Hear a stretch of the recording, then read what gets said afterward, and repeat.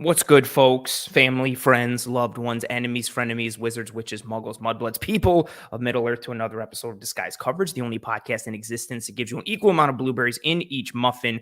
I am your host, Anthony Prohaska. Find me on Twitter at pro__ant. That's pro_ANT. This show is, of course, sponsored by One Pie Pizza, the best pizza in Buffalo, New York. You can find the online menu in the episode show notes, so they're here on YouTube or whichever podcasting app and or platform you are listening to this show on. Very excited for tonight's episode of Disguise Coverage. In the first half of the show, we'll be diving into some predictions / questions / specific pieces for the 2023 Buffalo Bills offense. On the back end of this episode, we will be diving into the initial 53-man roster for the Buffalo Bills. Cut down day was today. We had some releases, we had a trade, we had some surprise cuts, we had a signing that just recently trickled in. So we'll be diving into all of those pieces. But like I said, in the first half of this episode, we will be diving into the predictions for the 2023 Buffalo Bills offense. And to do that, I am joined by one of my favorite people on Twitter who talk ball, who talk football, college, NFL, anything and everything. And also one of my favorite people to get sidetracked talking in the green room with, which is why we started at 9:06 instead of 9 on the dot, because we were sidetracked talking about wrestling and other football things before we went live. And that person, I see him nodding in the green room, and here he is, Mr. Nate Tice of The Athletic, and recently now of Yahoo Sports. Yes. 2 shows on The Athletic, which is also an update. And now the Yahoo Sports piece, you're Yes. pushing it. I'm thinking here. Every day of the week, just got it covered. I appreciate it though. It's I like to be regular apparently, but I honestly, we talked pre-show and you have this gigantic, delicious bottle of smart water that I just couldn't help. It just looks so cold and frosty. And it's just like, now it just made me parched. And I realized like, as we were about to start, I was like, oh, I forgot my water downstairs, because I do like to talk. It's why I can do multiple podcasts a week and why I can get distracted, even though I'm a time constraint, and go, yeah, let's talk about Forbidden Door and backstage politics with wrestling right now. And I knew you were on a time constraint. You came in, the first thing I said was, I'll get you out, boom. And then I saw we had 2 minutes left and I'll just mention this one thing. And then we start going and I'm like, it happens every single time. But I appreciate you. Yeah, it is pent up. It's penta wrestling hashtag segue. I just drink a coffee. So I'm trying to balance out the coffee with the water. Probably wasn't a great idea to drink a coffee at like, I was going to say 8:30 Eastern. Yeah, I may have made a mistake, but I was pretty tired. So this is either going to get me through this swimmingly, or I'm just going to be Dan Campbell buzzing off the walls because I just like two-fisted like a quadruple XL. Yeah, he needs that though, because he's so big. Like a regular coffee isn't going to do anything for him. I know. On our Sunday shows, because I'll go live 9 West Coast time, and that's the exact same thing. Like I usually drink that coffee about 7 or 8, somewhere in that range. Great for the show, and I've kind of got a nice balance, a nice concoction. I sound like a meth cook, but it's like, but then I've learned that like to just enjoy the crash. Like, okay, I'm wired. The show finishes, and then it's like, okay, 12:31, and then I've learned to just like fall into the crash. Like I'm almost like Tua. Like I've learned to fall. Like so that's how I've done that. My Sunday shows with my late coffee. That's what I've learned to do recently. So you've done some like some caffeinated jujitsu to figure out how to like roll into it and fall into it. I like it. You're so my Mondays aren't just wiped, because I went through a couple of years of that. Now it's experience. I'm a rep guy, and so going into year 4 of this, I finally figured this out. You whiteboard it a little bit, get on the field, you start to test it after in practical application, after working on it in the lab. You figured out we can't block that guy, so we're just going to run around him. That's what we figured. Let him go free. Yeah, that's a no cover zone over there. We're just going to leave it. It's fine. Like we'll address it somewhere else. That's RPO'd my sleep. That's what I did. I like what you did. Well done. All right. No more games, because you are on a bit of a time constraint. I appreciate you taking the time to join me. And so diving into some Buffalo Bills offense pieces, and for everyone here, so again, to really kind of bring everything in succinctly, got some specific questions that I sent Nate ahead of time pertaining to the Buffalo Bills offense, individual player pieces, structural pieces, schematic pieces. I kind of gave him fill in the blank questions, and he can go in whichever direction he chooses. I'm going to follow up and we'll have some discussion. I will try and keep my follow-up a little limited, because you talk a lot, I talk a lot. You got to get out. We'll be here for forever, and I don't want to do that to you, because you're a good guy and I appreciate you. Yeah, I'm going to switch the banner. We'll go with the very first question. I'm just going to go right in order from how I texted them to you. So question number 1, the biggest strength for the 2023 Bills offense, not named Josh Allen, because I'm going to put that as a huge, like, disclaimer, because 90% of these answers would be like, well, Josh Allen. It's just low-hanging fruit. So the biggest strength for the 2023 Buffalo Bills offense, not named Josh Allen, will be blank. I went with ability to pivot.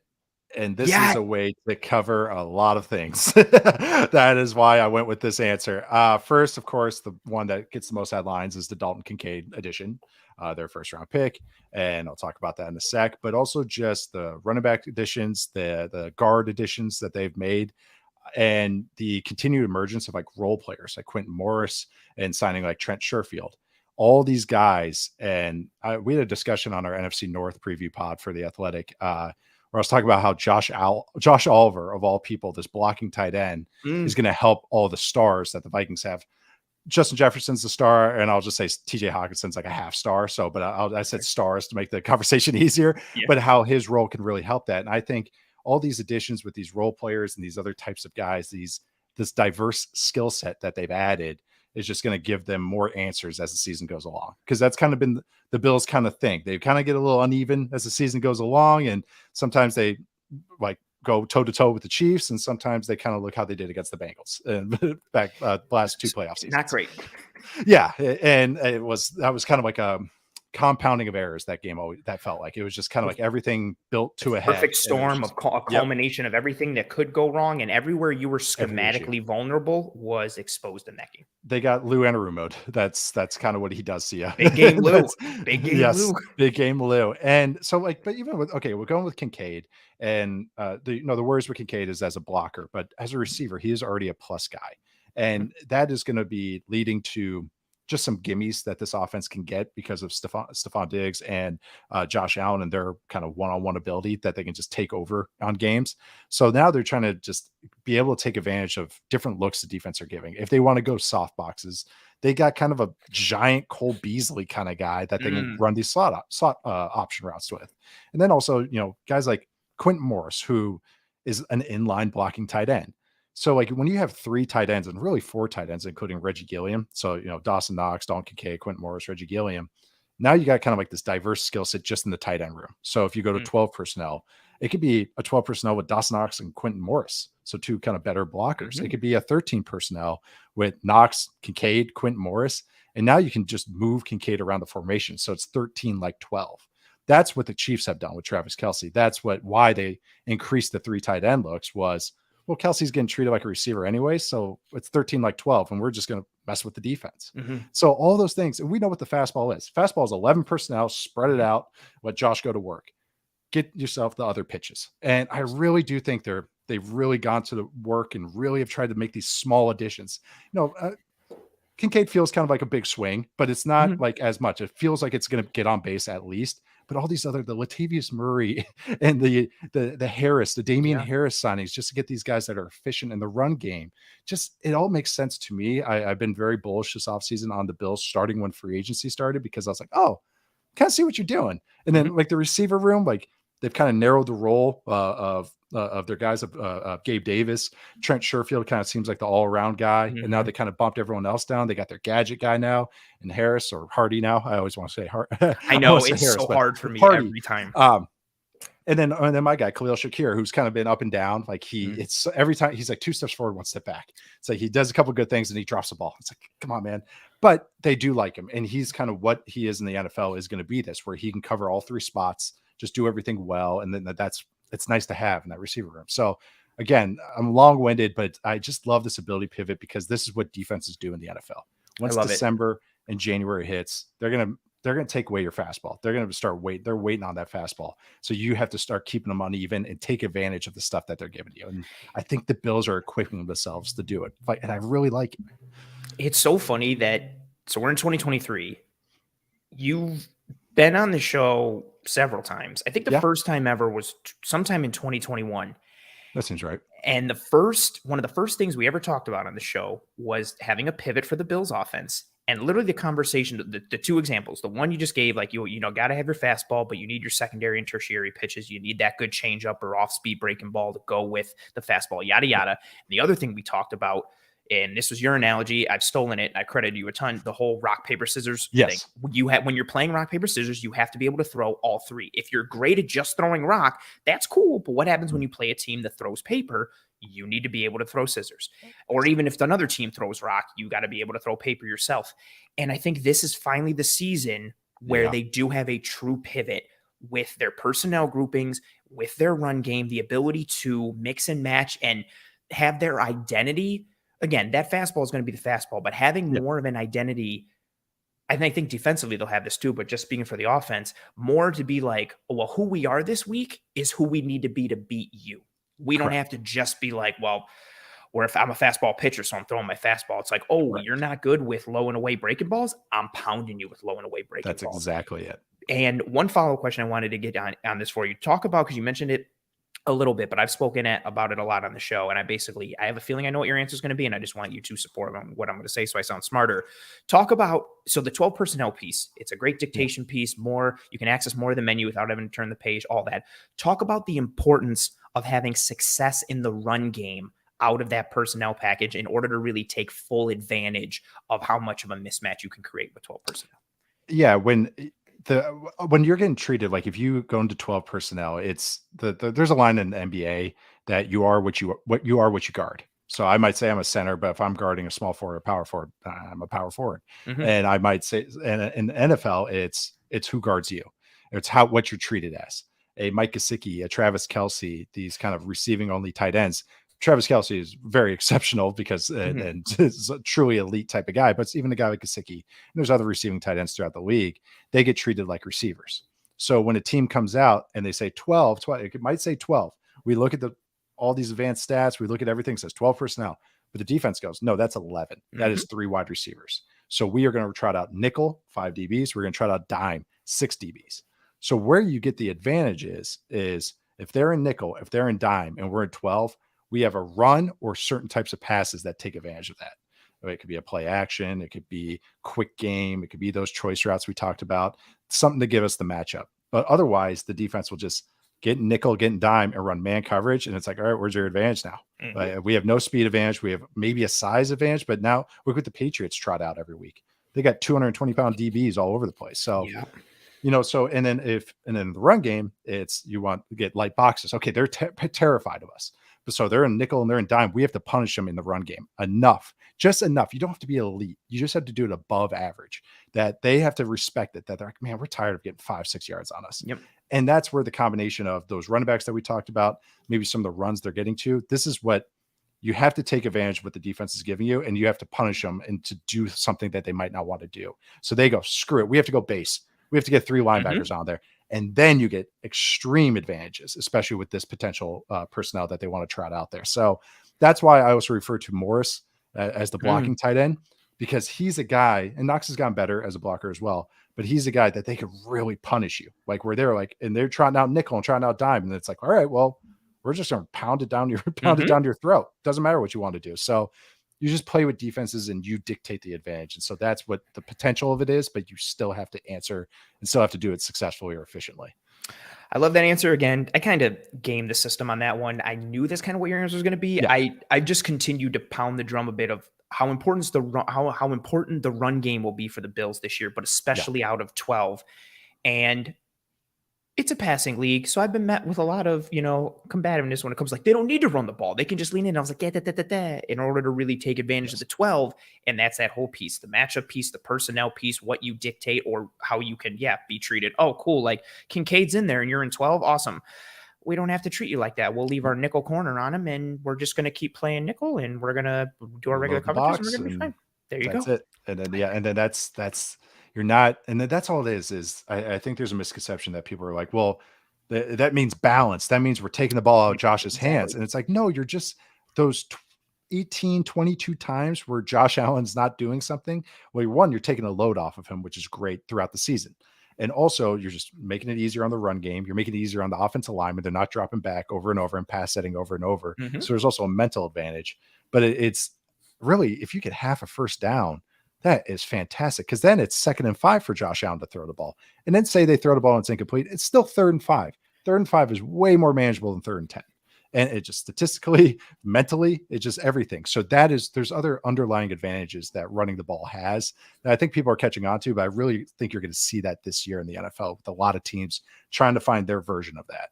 Yeah. And it's funny. The first time you were on, the last question I remember asking you was, well, with this whole too high nature of defenses, where do you think we're going to be a couple years from now? And the answer that you gave and we talked about was teams are going to get into more run concepts to swing that pendulum back in their offensive favor versus the too high shells and light boxes and nickel personnel and all this stuff that we're seeing. And yeah, it's just, if it's second, and especially from an offensive coordinator standpoint, if it's 2nd and 5, the world is your oyster. You can call whatever the hell you want. And the defense is like, oh, are they going to run it again and get it down to like 3rd and 2, 3rd and 1? Are they going to try and gouge us for like 16, 17? Are they going to take a shot? Because even if you take a shot, it's incomplete. Cool. It's 3rd and 5, which is still very manageable.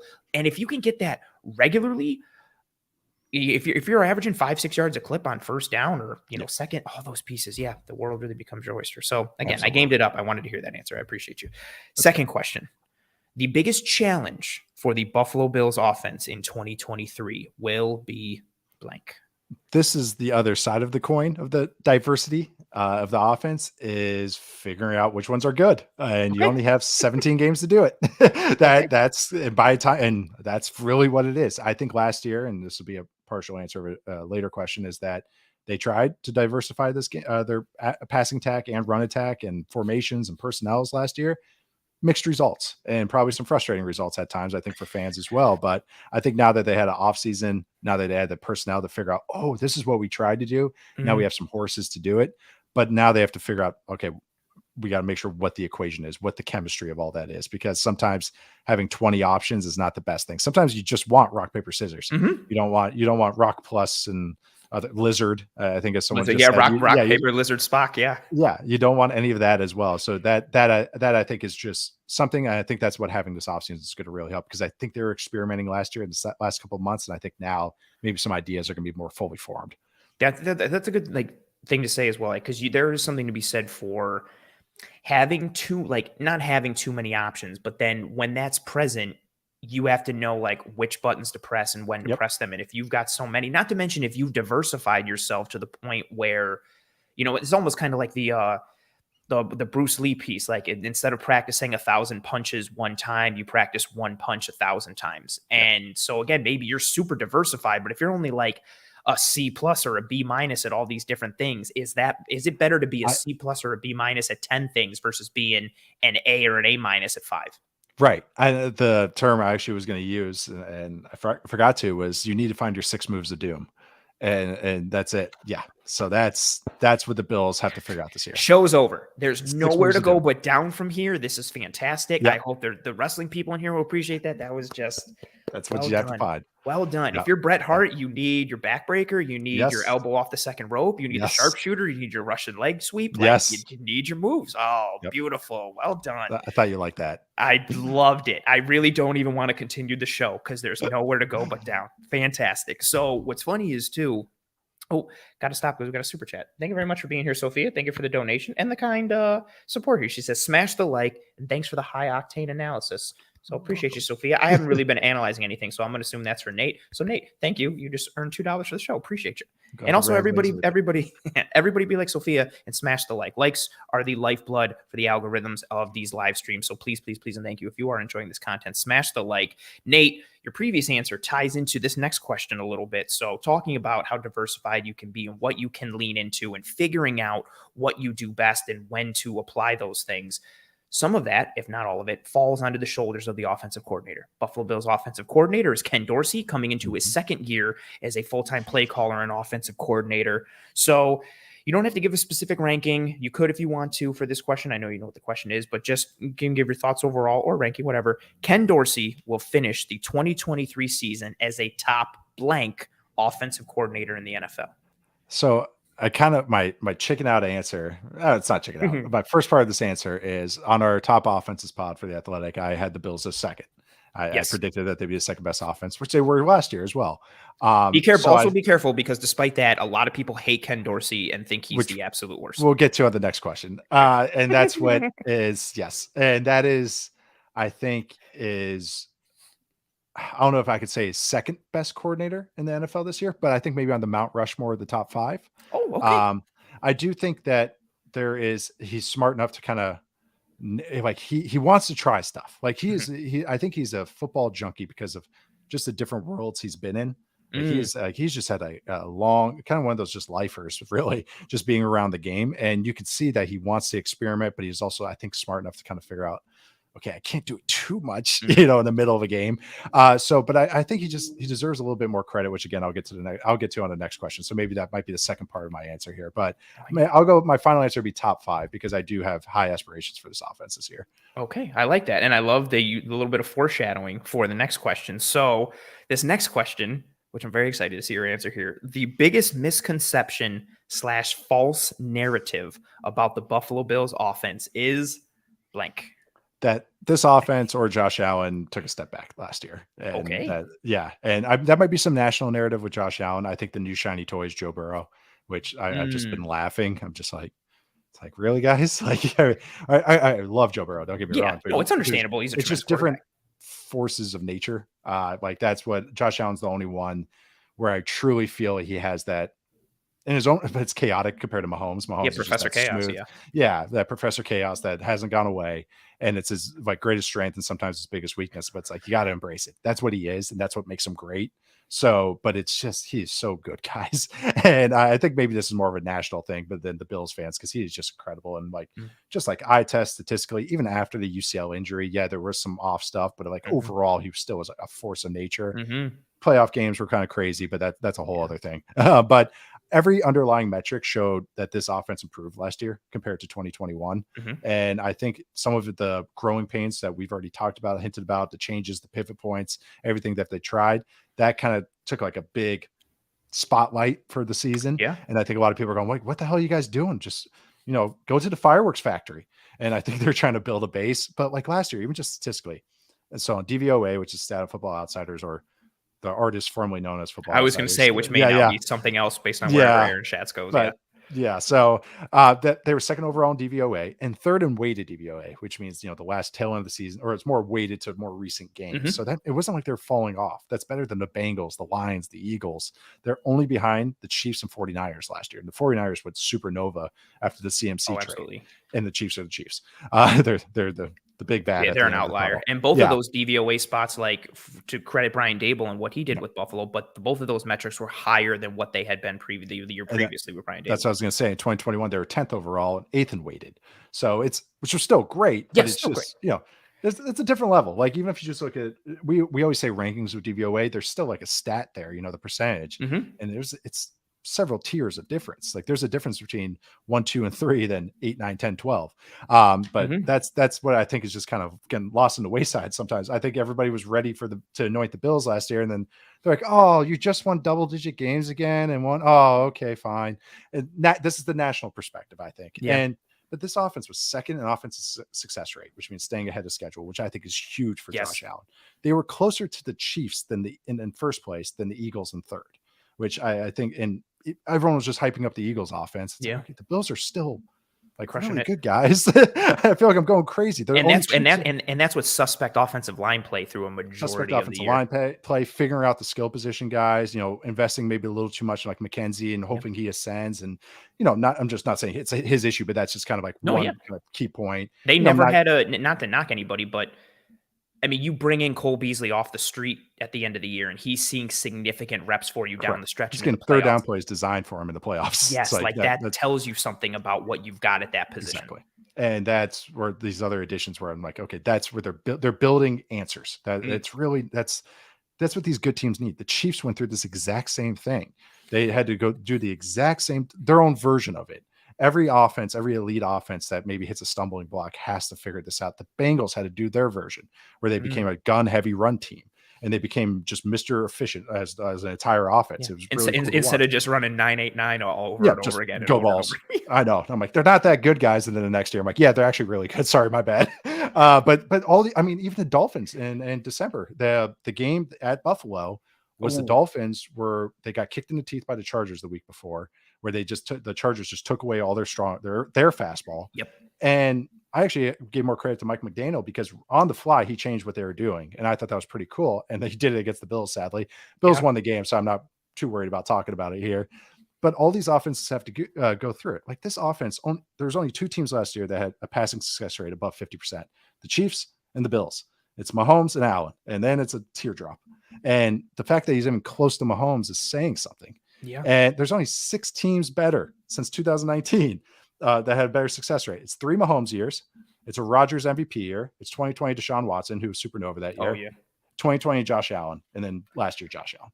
It's like, this is great play. And I think that's what I think it just got to remind people. It's like, this is still an elite offense that I think is figuring out how to kind of eat their weight or eat their Wheaties, eat their vegetables a little bit. And I think so much of it too is the way you end the year, like the especially juxtaposing the last 2 seasons. This past year, you go out at home with a horrible offensive performance and not a great defensive one either. You lose to the Bengals, and you were kind of sputtering a little down the stretch with some inefficient play. And so the takeaway at the end of the year is, man, this offense faltered last year versus how they ended the year before, losing in Kansas City with the 13 seconds game. That offense puts up a ton of points and have all these explosive plays. And the thought is, like, the offense is amazing. Like, they're going to crush it. And we would even in that game, it's funny, like, because the whole talk was efficiency last year with, like, especially from a lot of Bills fans, with like Allen under Dorsey in this offense, and it was inefficient, the sputtering and stuck in the mud and all that. Even that Chiefs game, the 13 seconds game, everybody remembers the explosive plays and Allen kind of winning it for the Bills. They forget about all the 3 and outs and all the ineptitude until they hit that 75-yard touchdown to Gabe Davis. They were just and then the gates broke open, and then that's what everyone remembers. Yep, exactly. Yep. And so it's that recency bias, and you take it in, and that's what forms the entire narrative in your brain for an entire offseason. It's the same, even if you're looking at it from an Eagles perspective. The Chiefs do what the Chiefs do in the Super Bowl, and so then the narrative for the offseason is, well, that Eagles front sucked. All those sacks were inflated throughout the year. Like, they weren't even that good of a front. And it's like, well, it's somewhere in between. It's a little inflated, but they're also super good. It's always in between. The answer is usually somewhere in the gray. But whatever happens at the end, who you are, like, recently, people usually gravitate towards that end of the extreme. So if you played great, oh my God, they're amazing. If you played poorly, oh my God, they're the worst. And for most things, it's usually somewhere in between. And so I like that piece. I got one more question for you. Are we good to go? Okay. No? Yep. Beautiful. Perfect. I really want to get you out on time, even though, again, it's our fault. No, it's all good. Beautiful. I appreciate you. Okay. Last question here. Player piece. The most important player on the 2023 Bills offense, not named Josh Allen or Stephon Diggs, will be blank. So I couldn't say the entire offensive line. So I went with James Cook because I haven't really talked about him yet. And I kind of got some stats. So I kind of want to throw those out here. But James Cook, I think every Bills fan is very excited. James Cook is very explosive. Yeah. And it's, again, another guy. I always try to find this where it's like, okay, I look at the eye test. Okay, yes, he is explosive. But is it just like we just talked about? Is it sometimes am I getting carried away with it? It's like, no, the underlying numbers are right there. He's efficient and explosive. He can pass catch. And I think this offense is, no offense to Devin Singletary, is just getting this element of creating 10 yards when it's blocked for 6 as opposed to 6 for 6. And Singletary can get you that. And I actually kind of appreciated him a little bit more. Maybe, he's not, I didn't think he was ever a great player, but just a little bit more maybe last year than maybe I had before. But I think with Cook in his kind of low usage role, like, he was 4th among all running backs last year in successful targets per route run, which is successful plays, usually 4 yards on first down, half a second down, all third down. So I use that term a lot, just explain it for anybody. But 4th among all running backs. He was only behind Eckler, CMC, and then Derrick Henry. There's a lot of screens to Derrick Henry. Route running savant. He always ranks high because he's amazing on screens because he just catches it, and then usually the first defender, sometimes like that DB knifes ahead, takes out the screen guy. No one ever does that to him, so he just creates like 8 yards a pop on every screen. But so just like, okay, so that only, but the thing was, it was only 32 targets, just over 100 routes. So can we extrapolate that? He had 89 designed runs, but he was above average on success rate on that. He was tied with Jamal Williams, who I think if anyone watched Jamal Williams, he's kind of like a classic efficient back. He was a bruiser. So these are all good things. But the flip side of this is he's a sub 200-pound running back.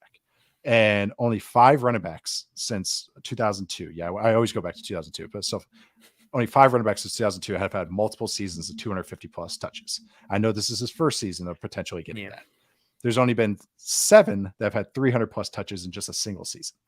And I think he's going to be more in that 200-ish, 250-ish touch range, but just saying that is a bit of an outlier to expect. And that's why I do think he is explosive. It's just, can we see this for 200 plus touches as opposed to I think he had about 100 last year. So now we have to double that. Obviously he's going to drop in some efficiency. The guys that have only had it for multiple seasons are Ray Rice, Chris Johnson, Austin Eckler, Warwick Dunn, and Jamal Charles. So all dudes who are like, and James Cook, and I think everyone likes James Cook is like, that's what the expectation is for him, which is pretty crazy. And this is, I'm saying this also as a good way, but also just like, keep it realistic with him. Yeah. Is that I think there's sometimes that he's going to be limited some of the touches he can take. I think there's going to be a little bit more injection of Damian Harris in some games and Latavius Murray in some games, both in pass protection and also just bruisers. So I do have high expectations for him. I think he's going to eat when he does get these touches. I just want to see how many it is. How far can the Disco Stew meme go up? That's where do we stop it? Like where's the graph stop? Because I do think it's going up, or how high can it go? I love that piece. And he's someone, not to just narrow it down to one skill set piece, but the juice and the burst that he has, I thought it just paired well so much with the Buffalo Bills offense. If you're an offense that is getting these light boxes and 2 high shells, just give it to somebody that can go from 0 to 60 in a heartbeat. And even if I'm not saying he's got bad vision, but even if your vision sucks, just floor it, and you can probably get 4 yards pretty easily. There's so much space in this offense. Yes. That's what it's all about. Yeah, that's exactly right. And I've been more impressed this year how we progressed a bit down the stretch last year, but even coming into this year at Georgia, he didn't have a lot of patience. Yes. He, especially on gap runs, he was trying to hit the hole. Yes. He'd either try to bounce it or he's trying to hit the hole before the play would develop. The zone runs, I'll be honest, sorry to cut you off, is that I wasn't super, super high on him. I liked him, but didn't love him. I didn't picture him as a second rounder. So, but I do still like him. And so that's where I'm just saying, I think it's, again, just somewhere in between. Is it these high expectations, or is it me kind of being, I think it's somewhere in between this year. I really, because I think you're about to say, I'm sorry for cutting you off, I think in the second half of last year was that I was like, okay, you're getting some feel you're not just gunning it. So but I do think that element is needed, but there is some patience needed as well. No, I think that's fair. And I kind of was in a similar boat. I liked him, didn't love him. You'll appreciate this. I wanted Rachaad White in the 4th round or the 5th. Give me that. Perfect. That's what I wanted. I thought his skill set fit great. And I saw Cook and I was like, okay. But as the year progressed, he got more and more effective. And the Bills offense this year, I'm interested to see what their run game is.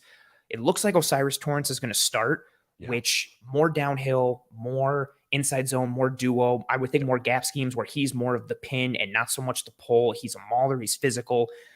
But this Bills offense really, down the stretch last year, got more zone heavy. So there's 2 pieces I want to bring up. So on the year last year, they had a 41% gap usage rate, 53% zone. But as the season went on, they switched more to zone. So again, 53% zone on the year. From week 11 on, they were 54% zone. From week 13 on, 57% zone. Week 15 and on, 59% zone. And that coincided with a higher James Cook usage rate and injection into the offense. And then I love that you brought some pass numbers for James Cook. I had went through my notes from previous episodes because I got some run numbers. Weeks 11 through the divisional round, there were 55 players that had at least 40 carries.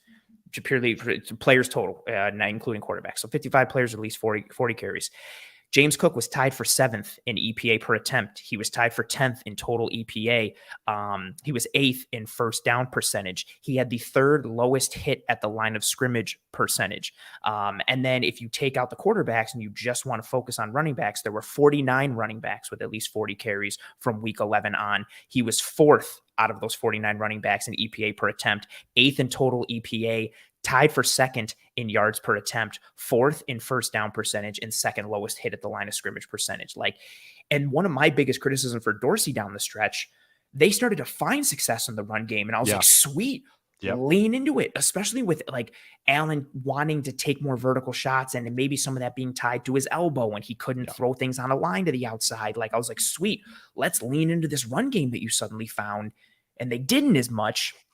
And so I didn't know what your answer was going to be. Like, I like the James Cook answer because he's electric, he's got juice, and it ties into that natural pivot piece and also the multiplicity and dictation piece, because you can have a traditional 12 personnel alignment where I don't know, Knox is attached to your right tackle and Kincaid is off the left, and you have a 7-man service, or you can have them hipped off each other, whatever. And then you can run a play and go in no huddle or stay in that personnel package. And all of a sudden you're in spread 3-by-2, or you're in a 3-by-1, or a 4 strong, or you can take Cook and motion him out of the backfield and put him out as an actual receiver because he can run those routes and succeed. Like you mentioned with that smaller sample size last year, he is really a fun chess piece that Dalton Kincaid is getting all this pub from a chess piece perspective, and it's understandable, but I don't think people are talking about James Cook enough as being somebody who could really kind of, be a little droplet that helps that offense overflow out of the bucket a little bit.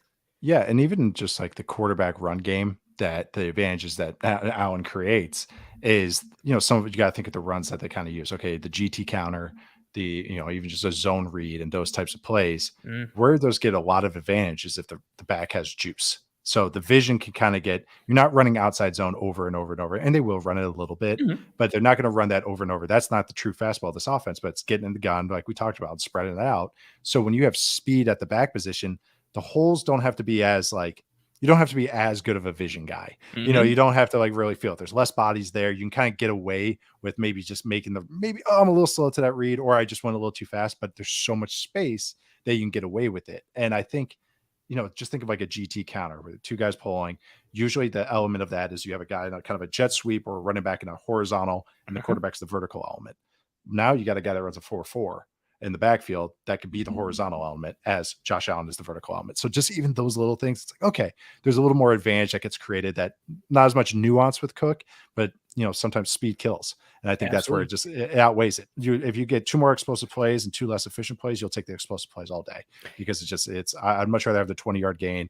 Oh man, he got 3 yards instead of 5. It's like, yeah, well, you got 20 instead of 2, and you take that. Yep. And that starts to add on. And, the last piece for this, there's one, I love that comment from you, because there's one that sticks in my head. It's the playoff game against Miami, and they run QB bash, and Landon Roberts for Miami, he pauses just for a split second to see if Allen's going to keep it or if he's going to give it to Cook. It's not even like he bites hard inside, so it's an easy give for Allen. He hesitates just a little. Allen gives it to Cook, and it's that brief hesitation, and he's done. Cook gets around the corner, and Roberts can't get to him. And that's the difference between a James Cook and a Devin Singletary. Devin Singletary, you need more like a full pause trying to diagnose from the defense. With Cook, you just need that split second of hesitation, that split second of indecision, and he's got that juice to make you pay. And exactly to your point, like that Josh Allen run game now becomes sexier, because if the running back is a legitimate threat that you have to counter, that you have to be responsible for as a defense, now you have to honor the mesh. You have to honor that, that run action in the back. And then if you're tying it in, then that's just even tying into a pure run piece. If you're tagging a glance route onto it on the backside, now you're in a world of hell, because what are you doing? Allen's a threat with his legs. Cook's a threat with his legs. Allen's a threat with his arms. Where's Stephon Diggs? Oh, is Kincaid the one coming out? Like who? And just all of a sudden, you get the option where you can just be like, we're just running RPO 90% of the time, because we have this run game with all this read option piece, and then the RPO piece tied to it with the passes tagged behind it. Oh, the world just becomes your oyster with this versatility and diversity. I know. And that's, again, diversity is the word. It's exciting. It's again, I'm bullish, no pun intended, on the Bills. I really am. I just have optimism, because I just really think they ate their vegetables this offseason. Yes. And that they got the horses that I think they needed, that they realized that they needed, and they did it in, I think, good ways and how they went about it. So again, I'm pretty optimistic about the Bills the whole season, especially this offense. I think they went into some self-scouting, identified what they needed to tweak and who they needed to be. And I like your positivity with it. I wanted to bring up the super chat, because you're involved in a little bit. The boys over at Talking Giants, part of John Boy Media, appreciate you stopping in. And then for the super chat, give me a shout in the beginning with thanks for the help on the Basham trade. I gave him some insight on who Boogie Basham was after the Bills traded him today, i.e. it wasn't great, because he's not great, but to each their own. And then some congratulations for you, Nate. Congrats on the Yahoo gig and the your boy ISM, the take with him having trade value still. You love him. Yeah, I know. And actually, it's like I went to a team where actually he's probably gonna get featured a little bit, which is like, all right, now I got to put my money where my mouth is because He's I gonna get the kind of like shot now. he's it's got out of hand, but it's all right, it's whatever. At least he's still relevant. He's not out of the league, and I'm just like, oh god, remember that You're guy? right. Yeah, So, everybody's gonna be throwing that at you forever. Like, remember oh, your take forever. on Marseille? Here, it's It like, what wasn't the even that crazy. It was just like I mentioned it. I texted it to two people at the same time, and then they were like, "Hey, Nate, did Nate tell you about this guy?" And oh yeah, did Nate tell you? And so they made fun of me, and then it's just become a thing, and it's just hilarious. It wasn't even like my like favorite guy in the draft or anything. It was a guy who was like a little bit higher on than a couple other Yes, people. So like that's happened to Khalil me. Shakir was that guy for me last draft, and so That's it's like, funny. yeah, it's just I've funny. I've It's become that this offseason with Dane Jackson, the Bills corner. Like, I didn't yeah, think he was amazing, but I was like, oh, he's better than people give him credit for. And it's become he's like, well, awesome. Anthony's favorite player is Dane Jackson. I'm like, no, it's Yeah, not. Like, it it happens all it, the time, it man. happened to me with with defensive backs every year in the draft. Like, I'll like a guy and it'll be like, oh, this is his guy. I'm like, I just said he's got good tape. Like, I liked him. yeah, Yeah, I just liked him. That's it. I All know. right, Nate. We went a little longer. I'm It's all sincerely right. sorry. I appreciate the hell out of you. You are phenomenal. As always, you got a ton of positive vibes and comments in the chat. For everybody Right. here watching, we're still going to keep rolling on, breaking down some Bills roster and initial 53-man stuff. But Nate, the floor is yours. Just in case people don't know who you are or what you do, tell people where they can find you, plug anything and everything you got. Yeah, first off, you can find me on Twitter, Nate_Tice. Yep, you see it right there. You can also hear me on the Athletic Football Show. We're rolling with our division previews right now. Next week we'll do some award predictions, some season predictions. Last year I nailed it, if I'm being honest, and I want some credit for my co-host at some point. I will get it at one point at one point in time. But anyways, but you can hear me on the Athletic Football Show, and I'll start writing soon for Yahoo. And I'll be doing kind of a NFL and college stuff, more draft focused stuff for Mhm. college. So yeah, just check me out. All those, just Twitter. I'll be posting clips and a lot of wrestling references. That's all I got. But thank you, Chad. I really appreciate you guys. I love coming on. Anthony's great. So thank you Oh, again for having me, dude. I was gonna say I probably could have like spammed the comments below with just all the kind words that have been filtering in the entire episode for you. So yeah, I appreciate you. Appreciate Thank it. you for taking the time. I know how busy you are. Godspeed. Enjoy the rest of your night. And yeah, I appreciate you as always. Thanks, dude. Have a great night. Later, you too. One of the best and one of my favorite guests, Mr. Nate Tice. I appreciate you folks being kind to him in the chat. Yeah, dude is absolutely phenomenal. And yeah, one of legitimately my favorite people. Somebody who is great when it comes to, knowing ball, and also he likes wrestling and a whole bunch of the weird like nerdy things that I like. So he's just a cool dude that yeah, I'll text and we talk ball, and yeah, awesome dude to have on. Appreciate you folks being so gracious and welcoming him, and thank you to Nate for being absolutely phenomenal. Now let's pivot some of the conversation here. So again, I wanted to have Nate on for some insight into, from a national perspective, what this Bills offense will look like in 2023. And so I thought it was great to get his perspective by having him fill in some of those blanks, because we talk about, a lot of these pieces here, but I think it's easy at times as a fan base to kind of just get into a bubble on what you think your team or your players are. And then there's sometimes things become like an echo chamber, and it's just the same thoughts and the same content kind of being spun around and around and around. So I think it's important to get a national perspective at times, especially for someone like Nate, who is absolutely tremendous in every way. So appreciated the insight he gave us into the Buffalo Bills 2023 offense. But like I said, we're going to bring up the conversation now and switch it and pivot to the 53-man roster impressions. We've had a ton of fan engagement already here on the show, but as I always like to do, questions, thoughts, comments, concerns, anything and everything you folks have, whether it's on Jermaine Ifedi, the right tackle / swing tackle that the Bills just recently signed before the show went live, or Boogie Basham being traded, or any of the releases, the waivings, the injury pieces, players staying, what the 53-man roster is, what you want to see at linebacker, anything and everything, questions, thoughts, comments, concerns, ideologies, philosophies, maxims, anything and everything, throw it up into the chat. I want to make this piece as interactive as possible. I've got some notes, obviously, that I want to go through and talk some specific things on the roster. But I think when there's such a big piece like the initial cut down day and 53-man roster, I think it's an awesome talking point and starting conversation for, a lot of back and forth. So whatever you got in regards to the roster, start throwing it up into the chat. I'll bring up anything and everything that I physically can as we go forward on the rest of the show. As always, super chats get priority because I respect the monetary donation and because I see the color and it takes me away from my notes. So as you folks start to do that and put some pieces into the chat there, This is an awesome comment from Rodney, who says, laugh out loud, what you know about kayfabe, and oh, I like it. Nice wrestling reference. Nice. As you folks start to do that into the chat, I do want to plug the sponsor. I mentioned them on the intro. One Pie Pizza, best pizza in Buffalo, New York. And I'm not just saying that because they sponsor the show. They sponsor the show because I think they are the best. So absolutely tremendous group of people making a tremendous product. They have a bunch of initiatives throughout the entirety of the year when it comes to giving back to the community, whether it's partnering with Roswell, whether it's working with the SPCA or the Alzheimer's Foundation or Toys for Tots. Like, they just do a lot of good for the community. A lot of events, a lot of proceeds from sales going to different groups and people in need. So when you get their product, you're also doing some good for Buffalo and the community as a whole. But also, if you're just selfishly, you're doing some great for your taste buds. Tremendous sweet sauce pie, great cheese to sauce ratio, cup of sharp pepperoni. They make their own homemade blue cheese. It's absolutely tremendous. And again, one of the things I always plug as well, like if you get like toppings, like say you do like different veggies and stuff, instead of just putting them on whole and it's like uneven, they'll chop them up and then sprinkle it evenly throughout the entire pie. Like, they're just pizza craftsmen, and it's absolutely tremendous. You could find the online menu in the episode show notes, whether here on YouTube or whichever podcasting app or platform you're listening to this show on. Go get yourself some One Pie Pizza. It's my favorite in Buffalo, and I think it's the best in Buffalo. You will not be disappointed. Now, initial 53-man roster pieces. Let us go. Oh, wait. I see this comment from Spin. Spin says Fetty and Kirksey. Did Christian Kirksey sign? Is that a thing that happened? I haven't been tapped into the old Twitter or anything since we went live. Did that happen? Or did that not happen? I want to know. If anybody has anything, let me know.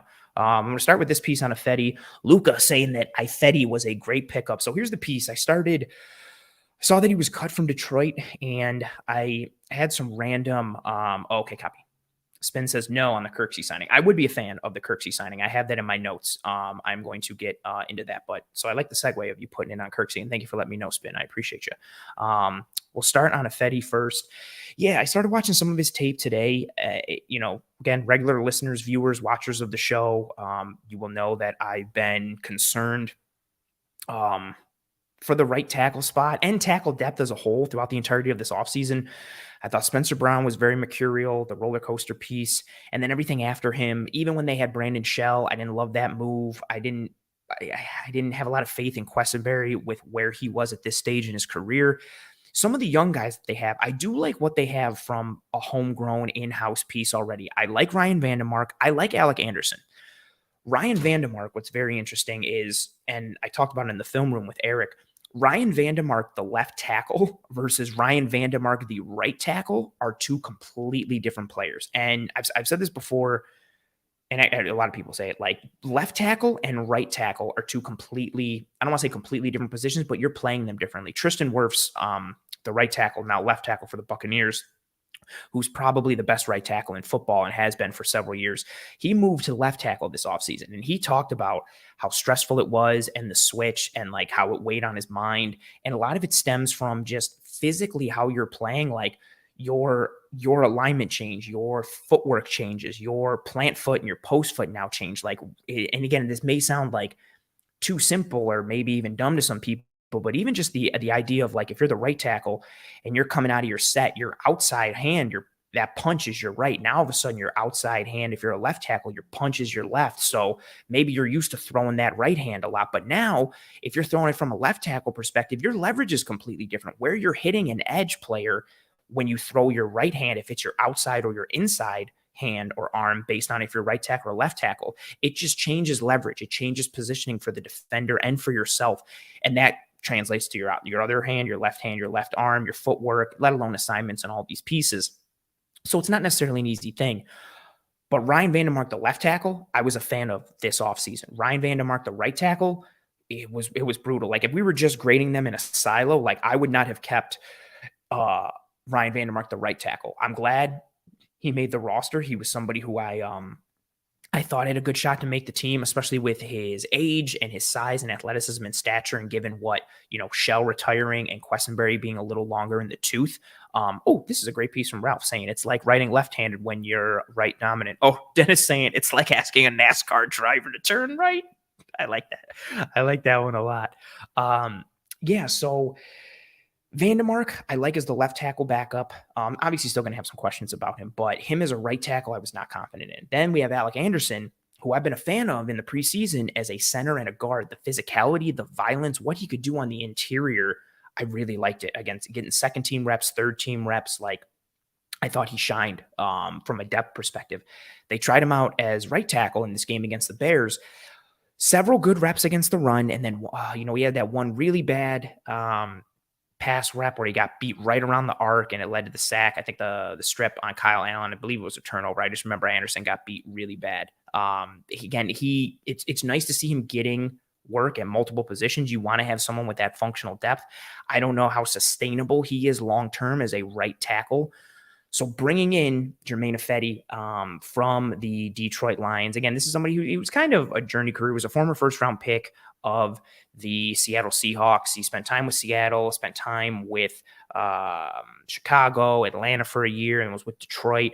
I watched his preseason tape this year from 2023, and just good reps. I don't think this is somebody, again, at this point in the year where you are, you're not going to find someone right at this point of the year who is an all-pro. Like Tristan Wirfs is not getting cut. Same thing with the linebacker conversation, which we are going to speak about here. Like Fred Warner isn't going to become available. Shakir Leonard isn't going to become available. Like you're looking for guys who have skill set pieces or traits or some aspect to their game that you can work with that can maybe raise your floor a little bit at a position. And I think Germain Ifedi does that for the right tackle spot. I think he adds a solid floor. He's 29 years old per PFF. So I think a lot of who he is who he is at this point. I don't think he's this guy who changes the tackle grouping and raises the ceiling tremendously, but he's got size. He's athletic for his size. I thought he had a good punch. I thought he had good hand placement and movement. I thought he moved his hands well in conjunction with his feet. The ability to just stay in front of defenders, which sounds simple, but just his ability to keep his body in between an edge rusher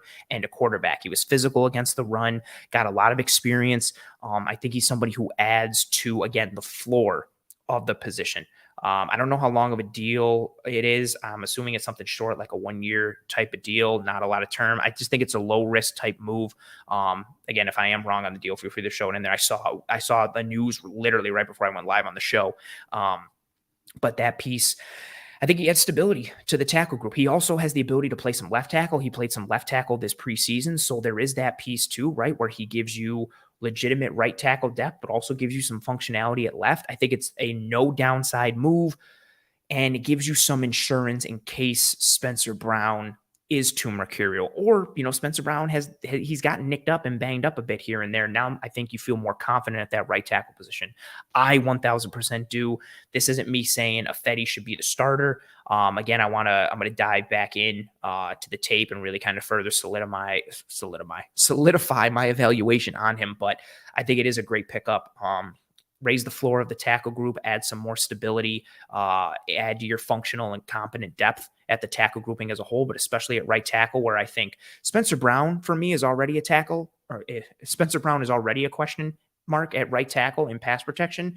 And after him, it's even more so. Like I was worried about Spencer Brown at right tackle. If he were to go down, the questions get even more severe. I think Ifedi stabilizes a lot of that piece there. So, I like the move. I am very happy. Oh, Troy coming in and saying, is AJ Epinesa better than Boogie?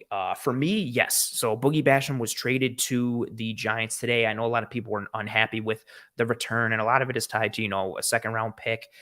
I don't want to get too much into the minutia, although we can if people really want to get into it. But the conversation of, another horrible day 2 pick, a wasted second round pick, and I'm with a lot of that to a degree. I didn't like the Boogie Basham pick when he was drafted. Put out my reaction to it. We were live on the show, or not. We were live on the Cover One Network when he was drafted. I didn't like the double dip, and I really didn't like it because I just wasn't a fan of Basham as a prospect.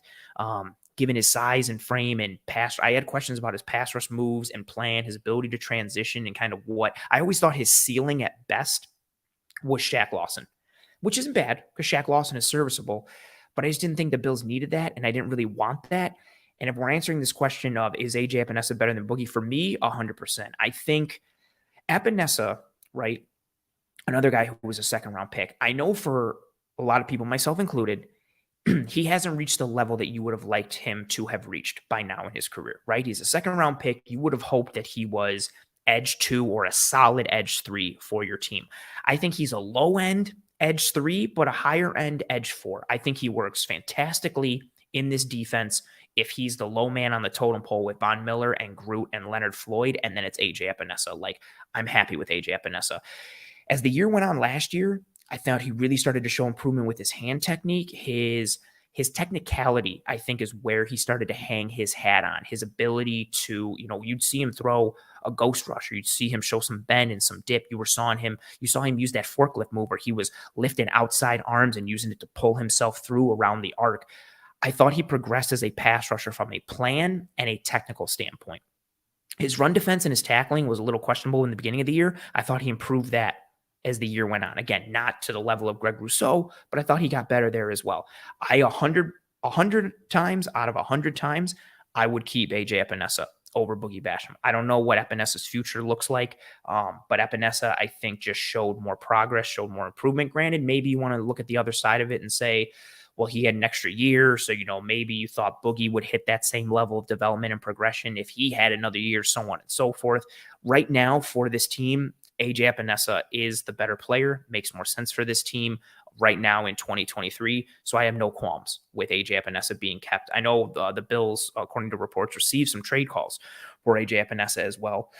But based on the return they got for Boogie, I don't think the return for Epinesa was going to be great. And I think the Basham move was more of, this guy isn't going to make our team. Let's see if we can just get something for him. So the fact that they got anything for him, given that they were probably going to cut him anyway, and given that he hasn't really shown out too much thus far in his career, I'll take any type of return that you can get for Basham. I'm also a huge Kingsley Jonathan fan. So, and I said it last year after the Bears game at Christmas time, I thought Jonathan should be a regular staple of the Bills roster ahead of Boogie Basham, and this preseason kind of furthered that notion for me.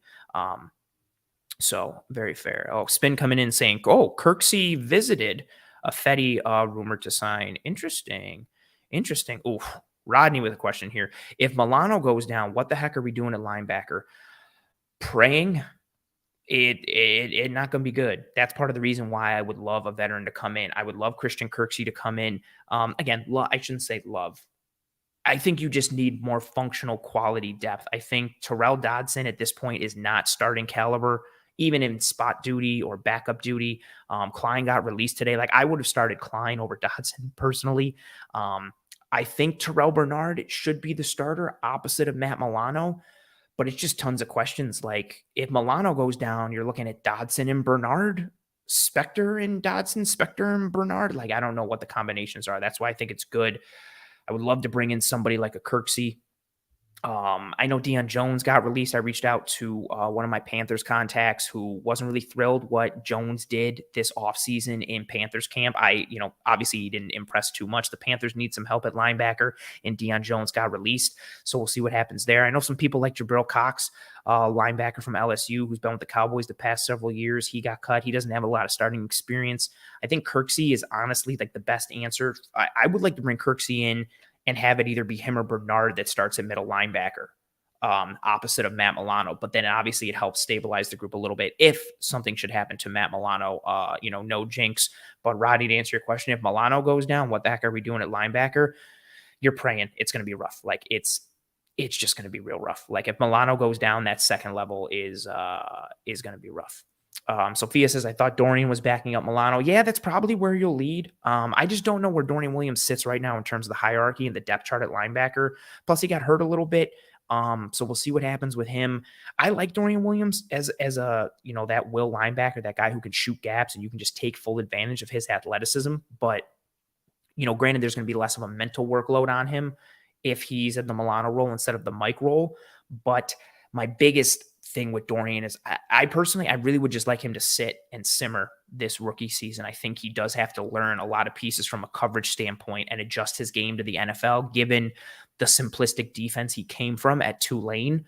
But his athleticism is there, the physicality and the length is there, and the burst is there. So I think he's backing up Milano. I really don't know what the hierarchy looks like and stands as of now. We'll know more going forward, but injuries are kind of muddying the waters a little bit.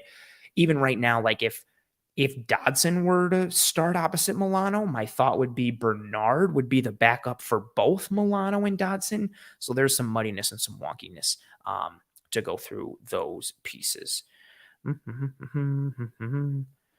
Ooh, Spin says, well, Alec Anderson beat out Bates for the center role when Morse leaves. For me, no. I think Ryan Bates would win that job. If Mitch Morse were to move on, I think that center job would be Bates's to lose. I think he's shown well at that spot.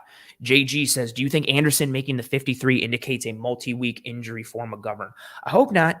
I could see where you're connecting those dots on that. I don't want to speculate, but I do think there's also something to be said just for Anderson. He's got versatility. Like, he's comfortable at center and at guard, and there's legitimate value there, right? Like, we know Bates can do the same thing. It's nice to have another guy, not to mention Anderson again. I didn't love the reps, but the fact that he got some work at right tackle in that Bears game, I think shows that they were trying to see how comfortable he can be at multiple spots on the offensive line. So I don't think it necessarily indicates a multi-week injury for Connor McGovern. I think a lot of it is just a credit to who he was and who he is as a player and what he did this offseason. So you could connect those dots if you wanted to kind of put the breadcrumbs there together. But I think Anderson making the 53 is really just a feather in his cap to how well that he played.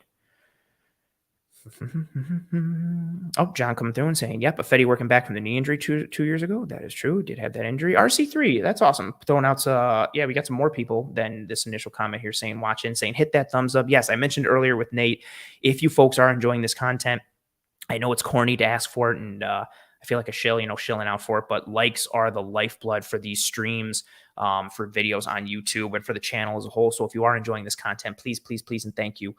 Hit that thumbs up, drop a like on this video. It goes a long way. I like this comment here from Justin saying, name me a GM who bats 1,000. I think that's a good point. Like, I did an episode back in February, maybe March, breaking down the draft history under Brandon Beane, breaking it down by round and breaking it down by year. So who they've taken in the first round, second round, third round, fourth, fifth, sixth, seventh, all that kind of stuff. And the hit rate for the Bills in certain rounds, i.e. rounds 2 and 3, have not been good. But to Justin's point here, like, no GM bats 1,000, whether it's in free agency, whether it's the draft. And I share a lot of the frustrations. Like, I wish Cody Ford had worked out.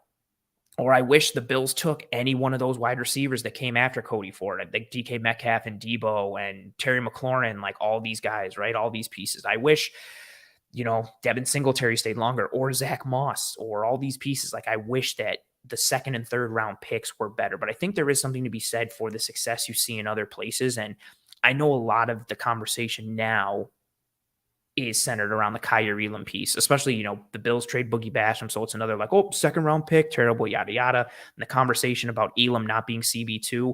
But I think you need to look at the other side as well. Like, Christian Benford, if he becomes what it looks like he's trending to become, which is kind of a legitimate corner 2, that's a win, right? So you took a corner in the 6th round who turned into a starter. Granted, you took a corner in the 1st round who is a depth guy at this point, but it's kind of the yin and the yang of it. And the kind of, you have to look at both. Like, one is a win, one is a loss. Like, depends on which you want to put more stock into. I think there's something to be said for hitting on these late round guys and being able to develop them and put them into starting and or next man up type of roles where they succeed in this team.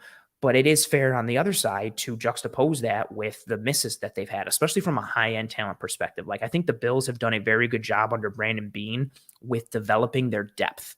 Like, having the ability to, our number 2, our starter went down. Cool. We're confident in our 2 and our 3 guys. Like, we saw that last year. Like, the Bills had a multitude of injuries, and they were able to just roll in, your Brandon Bryant's and your Elianku's and your Christian Benfords and your Jamarcus Ingrams, and being able to kind of put these guys in and having some drop off, which is expected, but not having everything just kind of set ablaze and get jettisoned into the sun. I think the Bills have done a good job developing their functional depth from a holistic roster perspective under Brandon Beane.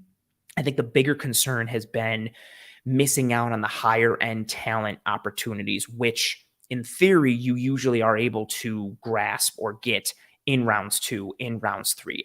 When I did that episode, I juxtaposed it with what the Bengals have seen, and you look at their hits on day 2 They're second and third round picks, and it's T. Higgins and Logan Wilson and Jermaine Pratt and Sam Hubbard and Jesse Bates and these guys who became like B plus to kind of A minus starters that they either got second contracts and are core members of the Bengals or got to a level where they priced themselves out of Cincinnati and signed a bigger contract somewhere else, like in the case of Jesse Bates. So I think that is a fair concern. But again, to Justin's point, nobody bats 1,000. Prospect evaluation and player development, neither of those are an exact science, which is what makes it so tricky and so hard when it comes to drafting and even signing free agents to a degree. But it's somewhat of a crapshoot. At least with like signing existing NFL free agents, you have more of a baseline of what kind of pro they are, both on and off the field. But yeah, no GM bats 1,000. So I understand the criticism that is kind of being launched at Brandon Beane, after what's happened recently with Kyer Elam and, trading Boogie Basham today. But again, no GM bats 1,000. I think on the whole, Beane has done a very good job building this roster. Luca. Oh, I didn't even know this comment was coming to. Luca says, Ant, this Elam stuff is driving me nuts. The kid is glue, and man, think we could have used him against Hill in the Casey debacle. McDermott has to use him against speed receivers. I think the issue with Elam is the physical presence is there. His technique just suffers at the catch point or at certain points in the route stem. He gets grabby. I still think he's very grabby. I think at times he doesn't trust himself or trust his eyes or trust his technique. He spoke to that. Myself and Eric Turner, I do another show for this network, The Film Room, live every Wednesday at 7 p.m. Eastern. We had Kyer Elam on with us about a month or so ago, and he talked about his journey last year as a player and trusting himself more and when he started to see an uptick in his performance. And I just think he's a little too roller coastery and too mercurial. And I do see your point here. Like, I don't think he's glue in man, but the traits are there, the size, the speed, the athleticism. Like, he's got all of those buttons that you would love to press, but he's just a bit inconsistent and unreliable from a coverage standpoint, especially in zone, especially like reading and match coverage pieces and being in the right place at the right time. And that's so much of this defense, especially for Sean McDermott, but to the other players, you have to be at the right place at the right time. And more importantly, you have to be where your teammates think you are going to be. And that's what Dane Jackson does. And Christian Benford has done that to a degree as well, and also looked better in, man coverage in terms of, not drawing flags, but trying to use some of that physicality. So, I really want Elam to work out. And I also want to put this out there too. Like, this doesn't mean to write off Kyer Elam. Like, just because he's not the full-fledged starter right now in his second year does not mean that he can't be the starter next year or the year after. It does not mean that his fifth-year option won't be picked up or that he won't see a second contract. He could develop further, right? The tools are there. The mental piece is there. The work ethic and the work rate is there. And the Bills do have a successful track record of developing defensive backs. So just because he's not there right now does not mean he necessarily won't get there in his career. But yeah, he's a huge point of contention for a lot of people. Spin saying, I think Dorian Williams is the Milano replacement. Yeah, I think so too. To go back to that linebacker conversation, for me, it just depends on who the starter is. Like, if Dodson starts, I would assume, again, Bernard might be the first man up for either linebacker spot. He stepped in for Milano last year when Milano went down. So it was Bernard and Edmonds against the Jets. And then obviously this year with it being like it was Dodson and Bernard kind of neck and neck for that middle linebacker spot. Obviously he can play both. So my thought would be Bernard might be next man up for both. Or maybe if Dodson wins the job, it's Bernard for the middle and Dorian Williams for the Milano spot. They really just depends on who starts and how we go through there. Oh, John says, look at the roster and praise Bean. Fair. Spin says, I think Benford could have played at the bigger schools, and because he didn't, he fell to the 6th round. If he played at a bigger school, he would have been drafted a lot higher than where he was. Oh, that's fair. Where you get drafted comes into play for some people. But again, that's where the tape comes in, like being able to have your scouts who can ID somebody from Villanova. So, a school who, again, isn't known for football. Having scouts being able to identify a guy and have him scout the player, not, scouting the jersey or scouting the school. JG says the Bengals have also been drafting higher than Buffalo other than the past 2 seasons. Yeah, that's fair. But I still don't think that, like, it doesn't take away from them not hitting at those spots, even the Cody Ford pick was a decently high pick in the 2nd round. And again, I know no draft pick is guaranteed ever, right? But I think just because you are picking higher, that doesn't necessarily mean like you're going to hit with higher odds. Maybe there is. I wonder what the formula looks like for that piece. But I'm not using that again, especially because they've hit on guys early in round 2, late in round 3, middle of round 3, middle in round 2. Like the Bengals have like all these different kind of smatterings of hits, and also too like at different positions, like linebacker, wide receiver, safety, defensive end. So I don't think you can kind of boil it down just to being like, oh, well, they've been drafting in higher spots. Because again, there's no guarantee. I mean, that's point. Look at the Bills taking Sammy Watkins and being like, oh, well, they drafted like they traded up, like so they should have had a higher hit rate. And then you look at who was taken after Sammy Watkins, and not great, not great, not great, not great. But I understand your point there. That's fair. Ooh, Rodney saying Bernard is the glue to all this. Jessica saying Villanova is a national champion. Yes, they are. Yes, they are. Yes, they are. Yes, they are. Ooh, I got the comment here from Lars saying, picking high in the first means when you hit, you get an all-pro instead of a competent starter. I think that's part of it as well. Like hitting in round 2 and round 3 means like you're probably getting like a plus starter or a potential core guy for your team versus like hitting in round 6 and 7. That just means you get like hitting there is, oh, you got a depth guy or you got like a second stringer or third stringer. Like that's a win. If you hit higher, it increases your odds of having higher end talent. That's a bigger piece for that as well.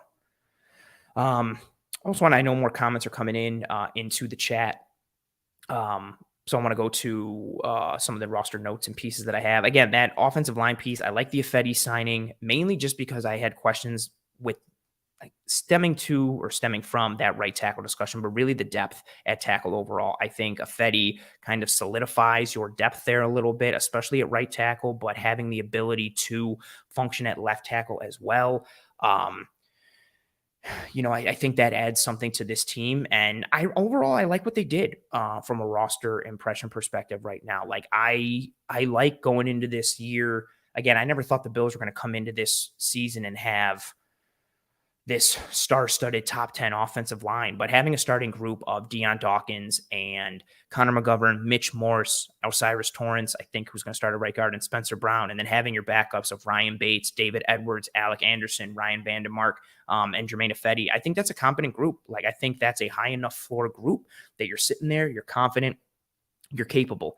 Again, I don't think it's going to blow doors off of, any buildings. I don't think this Bills offensive line is suddenly star-studded and filled with all pros and top 10, but I think you've stabilized that group, and now you're looking at a middle-of-the-pack group, an offensive line that, especially if Spencer Brown stabilizes, you're looking at an offensive line that's like 15th to 12th, somewhere in the middle of the pack, which, again, you could, I understand if you want better and you want to shoot for higher, understood, but just give me an average, middle-of-the-road, consistent offensive line, and I think everything will be fine for this team. The problem has been the offensive line, the dips and the ebbs and flow in performance.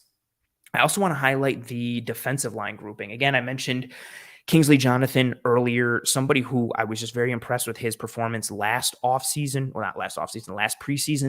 and then seeing him continue that into the preseason this year.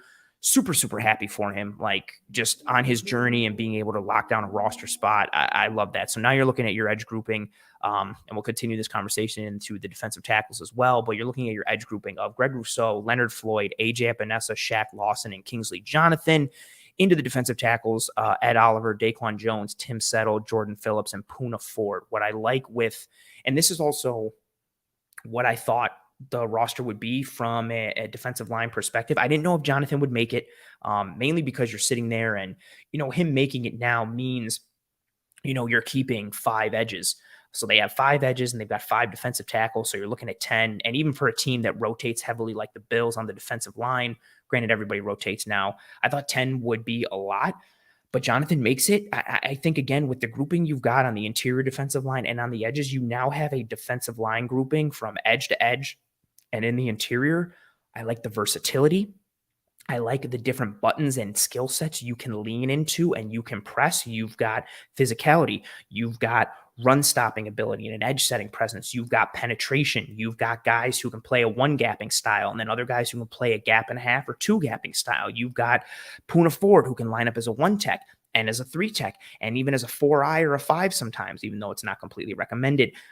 Tim Settle can line up as a 3 and line up as a 1. And then you've got guys who are more siloed, but higher skill level at those silos. And then guys who are more jack of all trades.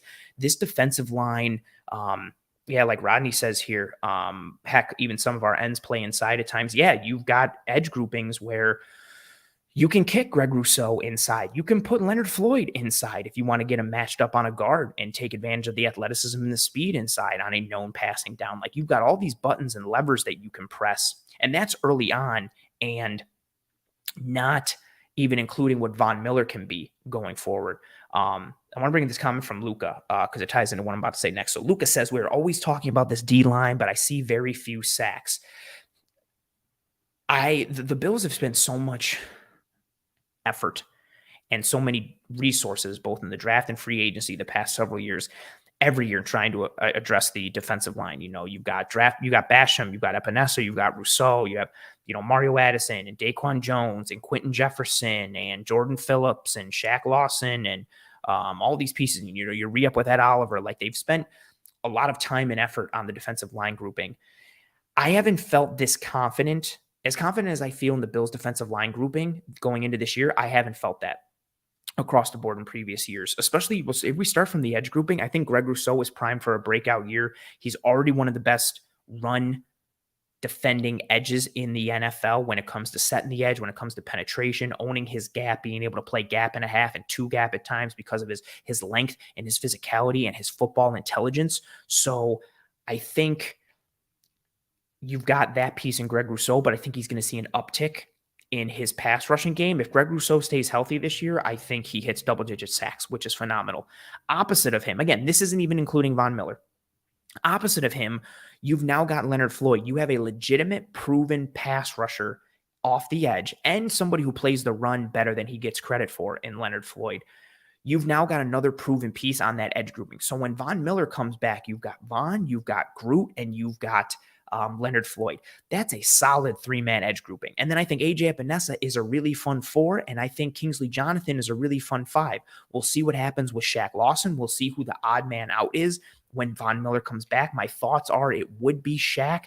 As much as I love his edge setting presence and run defense, I just think he would be odd man out because he doesn't offer enough pop in the other areas. But, we'll see how AJ Epinesa plays this year. Maybe they really want to just lean into that run stopping skill set. We'll see what happens. But you've got options now from top to bottom at your edge grouping. So I'm more confident in the edge grouping. You've got last year, even with Von, it was Von who you knew was a proven pass rusher off the edge, right? And then you went to Groot, who it was like, oh, we hope he progresses. And that was the same conversation for Epinesa, the same conversation for Boogie Basham. And then the conversation around Shaq was, he really doesn't rush the passer. He is what it is. Now you've got 3 legitimate guys who can rush the passer off the edge once Von comes back. You've got Von, you've got Groot, you've got Floyd. That's a win. And then you kick into the interior, who Daquan Jones, I think, is a monster. Granted, most of his production comes against the run, but I think with the success they'll have off the edge, you have more one-on-one opportunities on the interior for Ed Oliver, and even more one-on-one opportunities for Daquan Jones, who ate one-on-one opportunities last year. He had such a high double team rate, but had such a successful year that I think people forget how much work got sent against him. A healthy Tim Settle makes a difference. Also tying into it as well, JG says, why do you think some people's 53 left Phillips off? I've always thought he was underrated when healthy. Jordan Phillips, when healthy, has been tremendous. His pass rush productivity last year, the first 7 weeks of the year, he was in the top 6 or the top 5 amongst all defensive linemen, edges, and defensive tackles. The biggest question with Jordan Phillips is that health piece, right? The best ability is availability. Even if you're not taking the shoulder injury into account against New England last year that really banged him up, he tweaks his hamstring on that interception against Tennessee in week 2. And this is just a pattern and a trend for him going back to his time in Arizona when he signed as a free agent when he first left Buffalo. Just the guy cannot stay healthy. So when healthy, I think Jordan Phillips is a monster, especially as a rotational player, a guy who you can just put in who's 100% and fresh, and you can tell him, just go penetrate. Go cause havoc in the middle. That's a huge piece where the rotation aspect of this team really starts to lend into the skill sets, because you've got guys who you can just put in there for a snap or two, and they can just go 100 miles an hour against a tired offensive lineman or against a tired offense and they're fresh and you just tell them to headhunt the running back or the quarterback. So I love Jordan Phillips. The issue is you just don't know if he's going to be able to stay healthy. And that's a very worrisome piece. But again, now you juxtapose that with Tim Settle. Hopefully he stays healthy. But I think the addition of Poona Ford is huge. I think Poona Ford is a stabilizing piece on that interior that can kind of offset any potential injuries or inconsistencies with Phillips and or Tim Settle. So on the whole, again, I know we've said this year after year when it comes to the defensive line, and they spend so much time year after year, but I feel very confident in this defensive line this year from a run defense perspective, from an integrity standpoint, from a versatility perspective on the front, and from, I think, an ability to generate pressure and actually convert those to sacks. I think this is a winning group up front, and it's the strongest the defensive line has been in the Sean McDermott, Brandon Beane era, which I think is a huge piece. Oh, got a super chat. Carl, I appreciate the hell out of you. You're always here supporting, and thank you very much for the super chat. Sincerely, thank you. Carl says, speaking of the film room with Eric, can you guys go through the Bills Jets roster position by position and break down the strengths and weaknesses at each position? Ooh, one, that's a large ask, but two, I'll make note of this. Maybe Carl, that's something we dive into, next week in preparation for, because I don't know what our topic is going to be next week since, we have an episode planned for tomorrow night, but then next week, it's kind of up for grabs going into that Bills Jets game. So maybe we'll go through and take a peek at some Jets tape and some Bills tape. Maybe we'll show some of that or go through the pieces. That's a really cool idea. I'll make note of that and write that down. Thank you for the suggestion, Carl. I appreciate you. But yeah, so I'm confident in the defensive line. I'm interested to see. Sophia says, I can't wait to see this D-line chase old man Rodgers around the backfield. That's fair. I like the comment here from Justin saying a good defensive line can make a below average linebacker average, and it's easier than the other way around. And saying just my opinion at the least. No, I think that's completely correct. I don't think an above average linebacker makes a below average defensive line become average. But I think your other point, it can. A good defensive line can make a below average linebacker look average. I think that's a fair piece. That's a fair piece. There's some other comments here. Lars saying there's been so much preseason stuff. I forgot about the Floyd signing. Yeah, and he had a limited snap rate or snap share in the preseason. Again, I don't think it's a dude who necessarily needs it. But he flashed a bit. I wanted Leonard Floyd. I tabbed him early in the offseason. I just didn't think they'd sign him. And then I thought they would add an edge in the draft. They didn't. So coming out of that and being able to add Poona Ford and being able to add Leonard Floyd, I just think that's tremendous. I thought they really reinforced the defensive line position, which is a grouping that I was concerned about. Along with right tackle, my biggest needs of addressing positionally was interior defensive line and the edge grouping. Like there was no interior defensive lineman signed past this season. So you had a lot of questions there. Now it's just Ed Oliver. So what was that long-term grouping going to look like? Both not even just long-term, but in 2023, let alone beyond. So the Poona Ford piece was a nice reinforcement, let alone the Leonard Floyd piece. Ooh, Jessica says, do the Bills have the best offensive line in the AFC East with the injuries to New England and lacking a good right tackle, according to Tom Curran? I don't, maybe from a stability standpoint, yeah. But again, if they do, I don't think it's because they have like a great offensive line. I think it's just because the others are kind of suspect. When healthy, I like the potential of some of the pieces for the Jets. If Mekhi Becton is healthy, we'll see what he looks like again after having a bunch of injury-plagued years. I really like Elijah Vera Tucker for the Jets. Dwayne Brown, nice stabilizing piece. We'll see what happens there. But then, is Joe Tippmann going to be the guy? We'll see what they get on the interior. The Pats O-line has been up and down. I don't like Miami's offensive line, despite the fact that they probably have the best offensive lineman in the whole division in Teron Armstead, but the rest of their offensive line is suspect. So yeah, you probably could make that case, which is a wild thought. I've never really thought of that.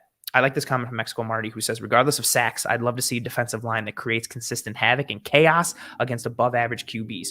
You always want to see it translate, right? You always want to see, when possible, pressures be converted into sacks. You want that ability to actually have game-wrecking performances from a down and distance and yardage perspective. But I'll continue to bang this drum. And I said it a lot for Jerry Hughes, and people labeled me an apologist, which, whatever, go ahead, do your thing, do you. But there are other positive outcomes to pressures than just sacks. If you can heat up a quarterback and force him into an incomplete throw or into an interception or even into a throwaway or to him dirting the ball, like there are other positives that pressure can lead to aside from just sacks. So yeah, give me a defensive line that creates consistent havoc. I want a defensive line that has versatility, that you can align different players in different positions to be able to lean into multiple fronts. I don't want to just be a consistent 4-3 over type of front. I want to be able to play with different alignments and different fronts, and give me, yes, a defensive line that creates havoc, that has the ability to gum up the works or penetrate or get pressure or slice or stunt all these pieces. So yeah, I want the sacks, but give me a group that is consistently winning and creating havoc. And I think that's a fun piece. A couple more questions as we continue to go through here. Rodney saying, random thought, even though a 4-3 is extremely different from a 4-3, especially our scheme, could Floyd play strong side linebacker situationally? Yeah, I think he could. He's a guy who sets an edge. He's got experience in a 3-4, like as being an outside linebacker or edge player that will drop into coverage, whether regularly or because of a simulated pressure or creeper pressure type of thing. So I think he could do that. But I like him just being a guy that's going to go after the QB, stand him up on the edge. I think you could drop him into coverage every now and again. I like doing things like that because I like zone blitzes and I like simulated pressures. That's the type of scheme that I like to lean into.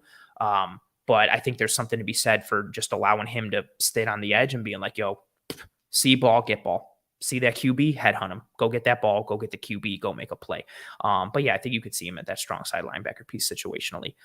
Pops Mafia, who I love. Pops Mafia has a really cool YouTube page where he reviews certain things, and he's got a whole bunch of awesome collectibles. Really good dude. Pop says, what position would you still like to see the Bills bring someone in at? Middle linebacker.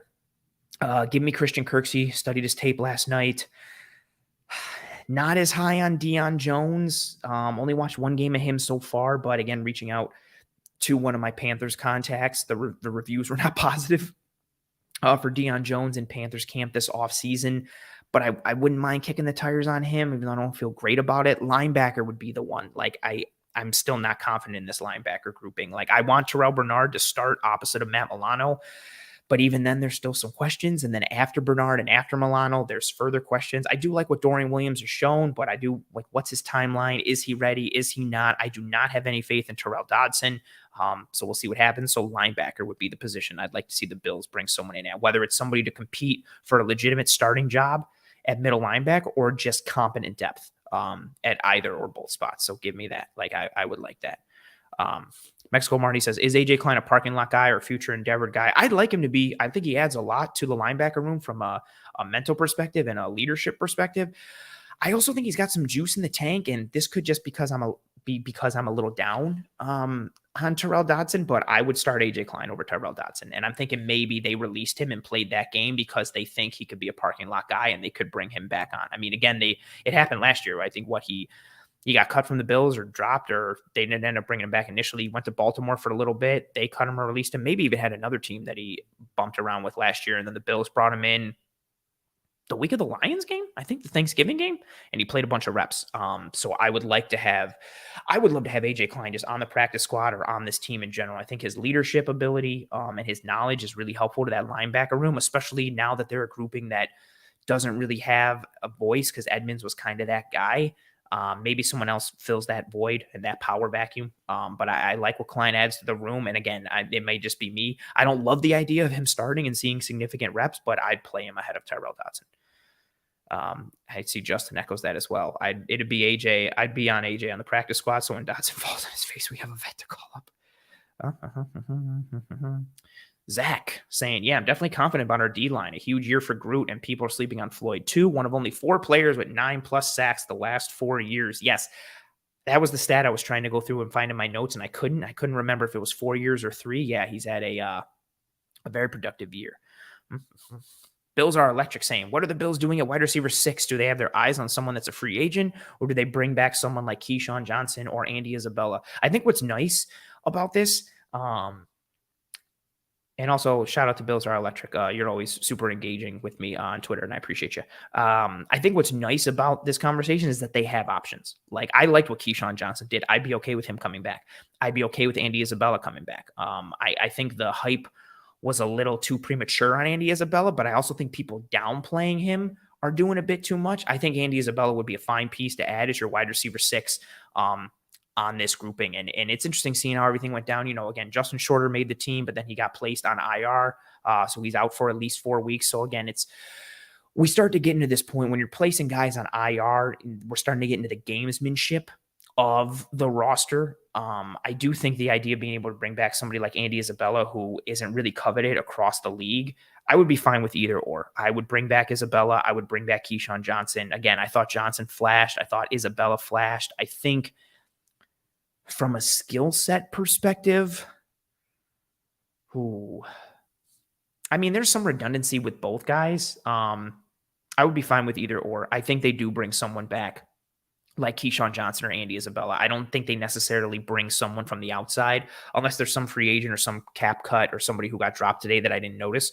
But I do think they end up bringing somebody back like Johnson or Andy Isabella. I think that's the move that happens as your wide receiver 6 now that Shorter is on that IR.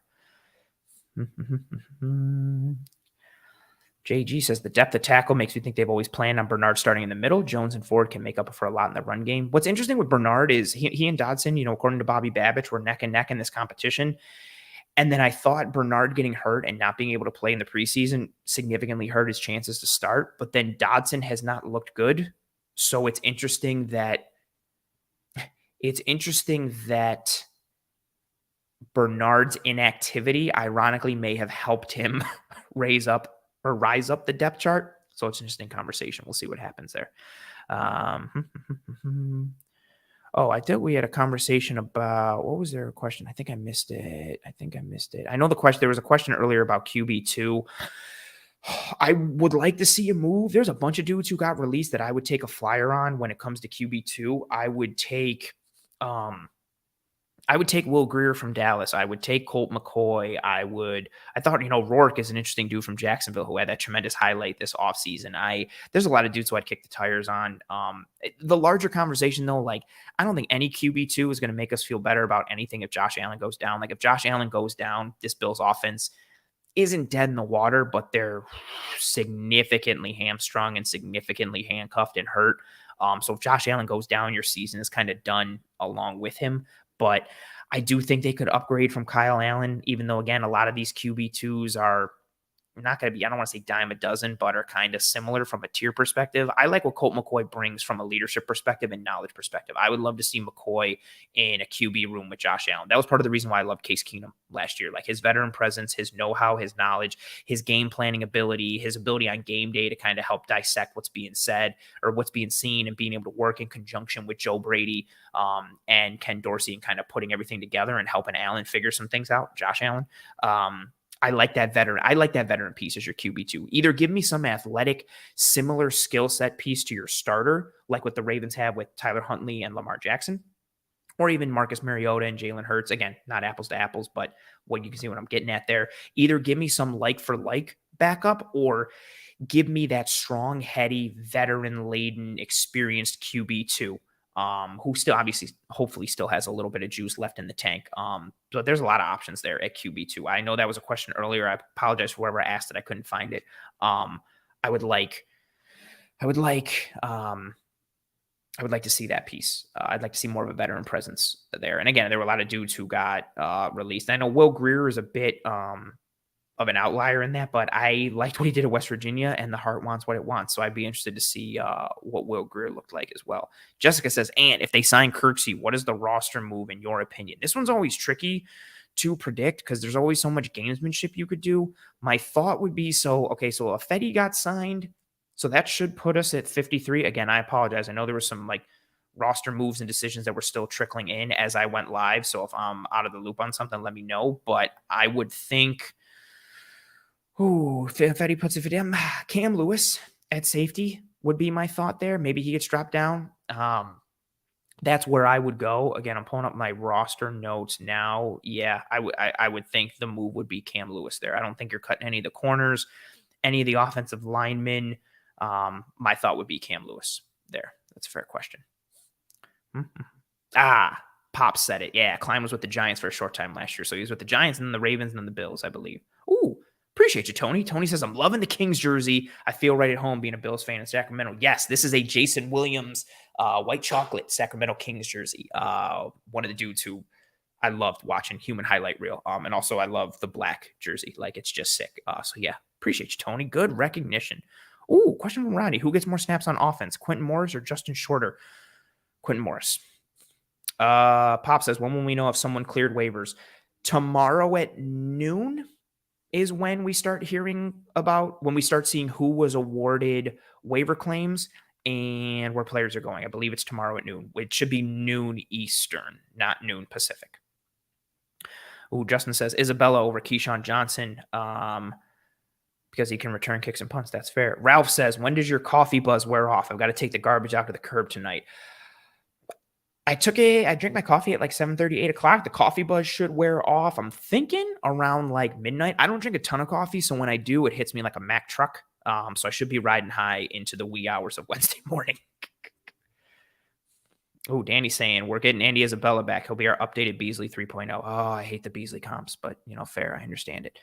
J-Dub says we need moves at QB and linebacker. Otherwise, I think we are good. I would take that. I would second moves there. Also comment here from J-Dub saying, if Josh Allen goes down, I want to go to 500, not 0. We're a solid team and we can win on the run and with defense or with the run and defense. That's fair. I don't think you ever want to go down to 0, but I just, like, if Allen goes down, I want somebody who has the ability to help this team tread water. But it depends on when it happens. Like, no matter who your backup quarterback is, Colt McCoy or Will Grier, or even if it was Jacoby Brissett, who's one of the best backup quarterbacks in the NFL, right? If Allen goes down and you're playing the Bengals in the playoffs or the Chiefs in the playoffs, and it's Jacoby Brissett, leading your offense against the Chiefs or against the Bengals, or even against the Chargers, against the Ravens, even against Miami, like, it's just tough to go toe-to-toe when you got a backup quarterback in general. But yes, that's also where my desire for a better backup QB than Kyle Allen comes in. Like, I don't want to just completely throw in the towel because my starting quarterback's out. I would like somebody who gives me enough of a floor that I can still be competitive and still battle. Jessica's kidding here, but I wouldn't. She says there's always Phillip Rivers if he's not having another child. Just kidding. I would call, if Phillip Rivers wanted to come out of retirement and be a backup quarterback, I would take him. I would take him right now.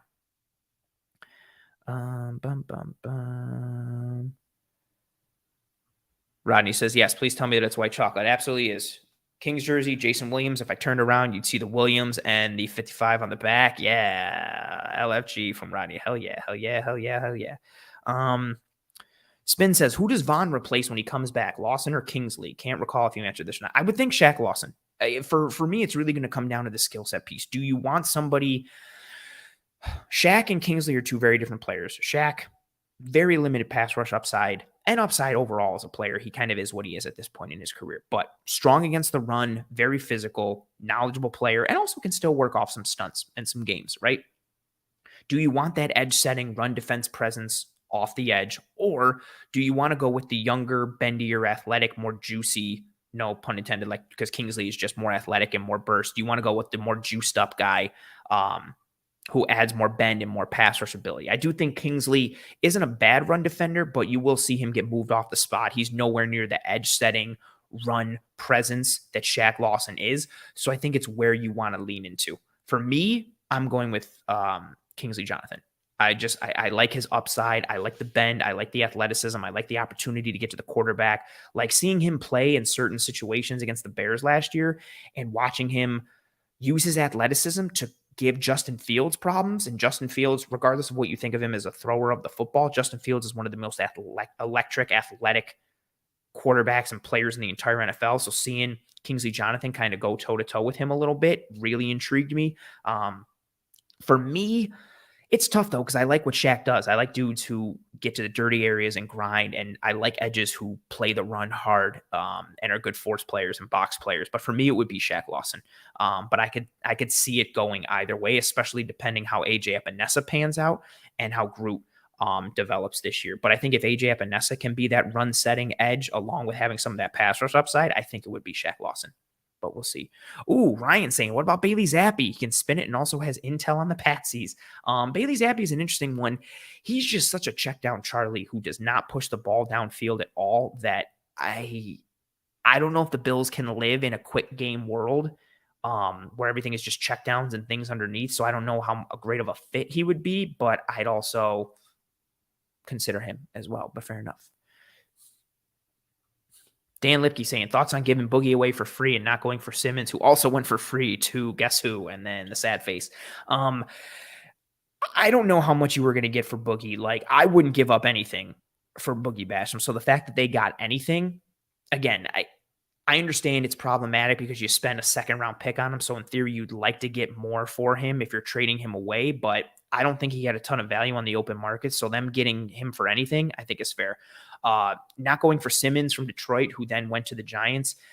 I think Simmons is best served as a safety than he is a traditional off-ball linebacker. I don't think the fit would have been great with the Bills. I loved him at Clemson, and I thought he was criminally misused in Arizona. That being said, I think he's a much better fit from a tactical and scheme perspective with what Wink Martindale and that Giants defense does with all their man coverage, with all their blitzes, all their designers and pressure packages. He's a much better fit there than he is with the Bills. And I would have taken a shot at him and kicked the tires because I'd like to see him start instead of Tyrell Dodson or AJ Klein or whoever it was going to be at the time. But I don't think Simmons is ideally going to be used in this Bills defense, like as an off-ball linebacker. I don't think he's going to see the success in Buffalo at linebacker like he would at linebacker in New York because of the difference in scheme. And again, ideally, I think he should be used at safety, but it looks like the Giants are going to use him as linebacker. But again, the scheme differences, I think, allow him to be much more successful or have the potential to be much more successful in New York than it does here in Buffalo. That's funny from Pop saying, I thought you were wearing black to mourn the loss of Basham. That's fair. That's funny. Bob says, would you still look to trade AJ, or do you think Boogie got the most interest in return for the Bills? I wouldn't look to trade AJ. I'm open to opportunities to trade AJ Epinesa, but I don't think the returns are going to be significant. Like, I don't think you're getting a third or a fourth or even a fifth round pick for AJ Epinesa. I think it would be similar to the Boogie Basham thing. Maybe not necessarily a pick swap, maybe just a straight up, like, here's a 6th round pick or a 5th round pick. And I don't think the Bills need that at this point versus having somebody that still could. I recognize the full upside isn't there, but if Epinesa has a good enough year, you could potentially bring him back on a cost-effective deal and still have him be your edge 3 or your edge 4 going into next year. Again, a position grouping where you don't have a lot of youth and long-term answers at edge. Like, we'll see what Von Miller looks like coming back this year, another year older and a year coming off that ACL injury. Leonard Floyd's on a 1-year deal. You're looking at this edge grouping next year, and you don't have a lot of people coming back and a lot of youth and long-term answers. So I want to keep Epinesa because I think he can be effective in his role in 2023, but I'm also hoping, he can develop a little further and then you can bring him back on a cost-effective deal and help him continue to be a depth or a rotational piece in this defense. What else? Oh, Dan saying, even if Simmons is a safety or wherever he plays, it's a crazy talent who makes no money and we get for free. Fair point. I don't know. Maybe I also don't know. Maybe they kicked the tires on him. Maybe they didn't. Maybe the Giants offered more, or the Cardinals' phone rang and nobody picked it up when the Bills called. We'll see. Oh, question from Marty. Is your ideal backup a low turnover, low ceiling type a la Tyrod Taylor, or a high variance gunslinger type a la Fitz? Ooh, I think it depends the type of team that you have. Again, my ideal backup is, I'm going to do another 2 categories like I answered earlier. Like, my ideal backup is either somebody who has a like-for-like skill set close to what your starter is, again, like Tyler Huntley in Baltimore for Lamar Jackson, or the smart, heady, knowledgeable veteran backup who knows how to command an offense, who's good in the film room, who's good with breaking down tape and defense and structure and is almost like another coach type. It's one of those 2 pieces. But if I had to go with a skill set piece, it's really going to come down to what my team is. Is my defense really good? And is my run game good to the point where just give me that low turnover, low ceiling type? Give me a guy who can work play action and make smart decisions while I lean on my run game and lean into my defense. Or again, am I a team that my team's going to go where my offense goes? So I need somebody who can sling the ball around. Fitz is a little different as well because Fitz is like a high variance gunslinger, but he's also a vet who's capable of running an offense. In this instance, I would lean Fitz, but a lot of it's going to be determined. And I know this sucks as an answer, but I know a lot of it's going to be determined like by what type of team I have. I think that really dictates the type of backup quarterback you need and or you want. But just general rule of thumb, give me one that mimics the style and skill set of my starter or gives me a veteran presence and is good in the room. That's really good, though. Dan says, thoughts about having no tackle depth. O-line is always an issue, and even besides the injury, Brown might get pulled for being horrible, and Vandermark goes in, like laugh out loud, R.I.P. Allen. I think the Jermaine Ifedi piece helps a lot when it comes to tackle depth. I'm cool with Vandermark at left tackle. I wasn't cool with him at right. I mentioned this earlier. You might have just come in now, but I think Ifedi stabilizes the depth spot at right tackle. He can also play some left as well, but I think Ifedi makes me feel a lot better with that piece there. So I think Ifedi coming in really helps with the tackle depth. Again, I don't think it's great with the tackle depth that they have, but I think Ifedi stabilizes that bit. And again, Detroit has had a good offensive line these past couple of years, so I think he increased his baseline performance after spending a year in Detroit. I thought he had a good preseason this year. I like him being the backup at right tackle. And should Spencer Brown continue his mercurial play, I think he's somebody that could give you enough of a floor at the position that you could feel confident about it. Oh, Rick says, provided he'd accept it, what about Cam Newton as a backup? Whew, that's fun from a skill set and a like for like perspective in terms of that similarity of what I look for in a backup. I just don't have faith in Cam Newton as a thrower of the football anymore. I don't think he was ever as bad of a thrower of the football as he was kind of knocked for. But man, like seeing his time in New England and where he is now, I would imagine that his ability as a passer would be rough. But again, maybe you bring him in, you just run a ton of read option and RPOs, but I don't love that idea. And I also don't know what kind of locker room guy or drama guy he might be. But just as a thrower, I think he's too limited, but the skill set piece is very intriguing. Spin says, I wanted to trade Boogie into 5th and 7th for Josh Johnson and Beachum and Simmons. Oh, I would have taken that. I would have taken Josh Johnson, Kelvin Beachum, and Isaiah Simmons. Funny though. Funny. Beta Jim says, me still believes that Boogie will become a legit defensive end. He might, Wink Martindale, again, he's got a scheme that creates advantageous looks and can create problems for offenses. And I think we might see an uptick in Basham's performance based on the type of defense that Wink has. Maybe Basham gets some free rushes and free lanes to the quarterback and is able to close down, and he's able to up his production from a raw statistics perspective. But I wasn't high on Boogie coming out. I'm less high on him now. But we'll see. Maybe sometimes a change in scenery and a change in scheme, it can do a lot for a player's progression and development. So we'll see what happens for him in New York / New Jersey. Riley says, sorry, I'm late to the convo, but if all the middle linebackers on the roster are healthy, who's the starter in your eyes? I would want Terrell Bernard. And I think also from what I think the Bills will do from that perspective, I also think it would be Bernard. I wanted Bernard all offseason. I think it's just, I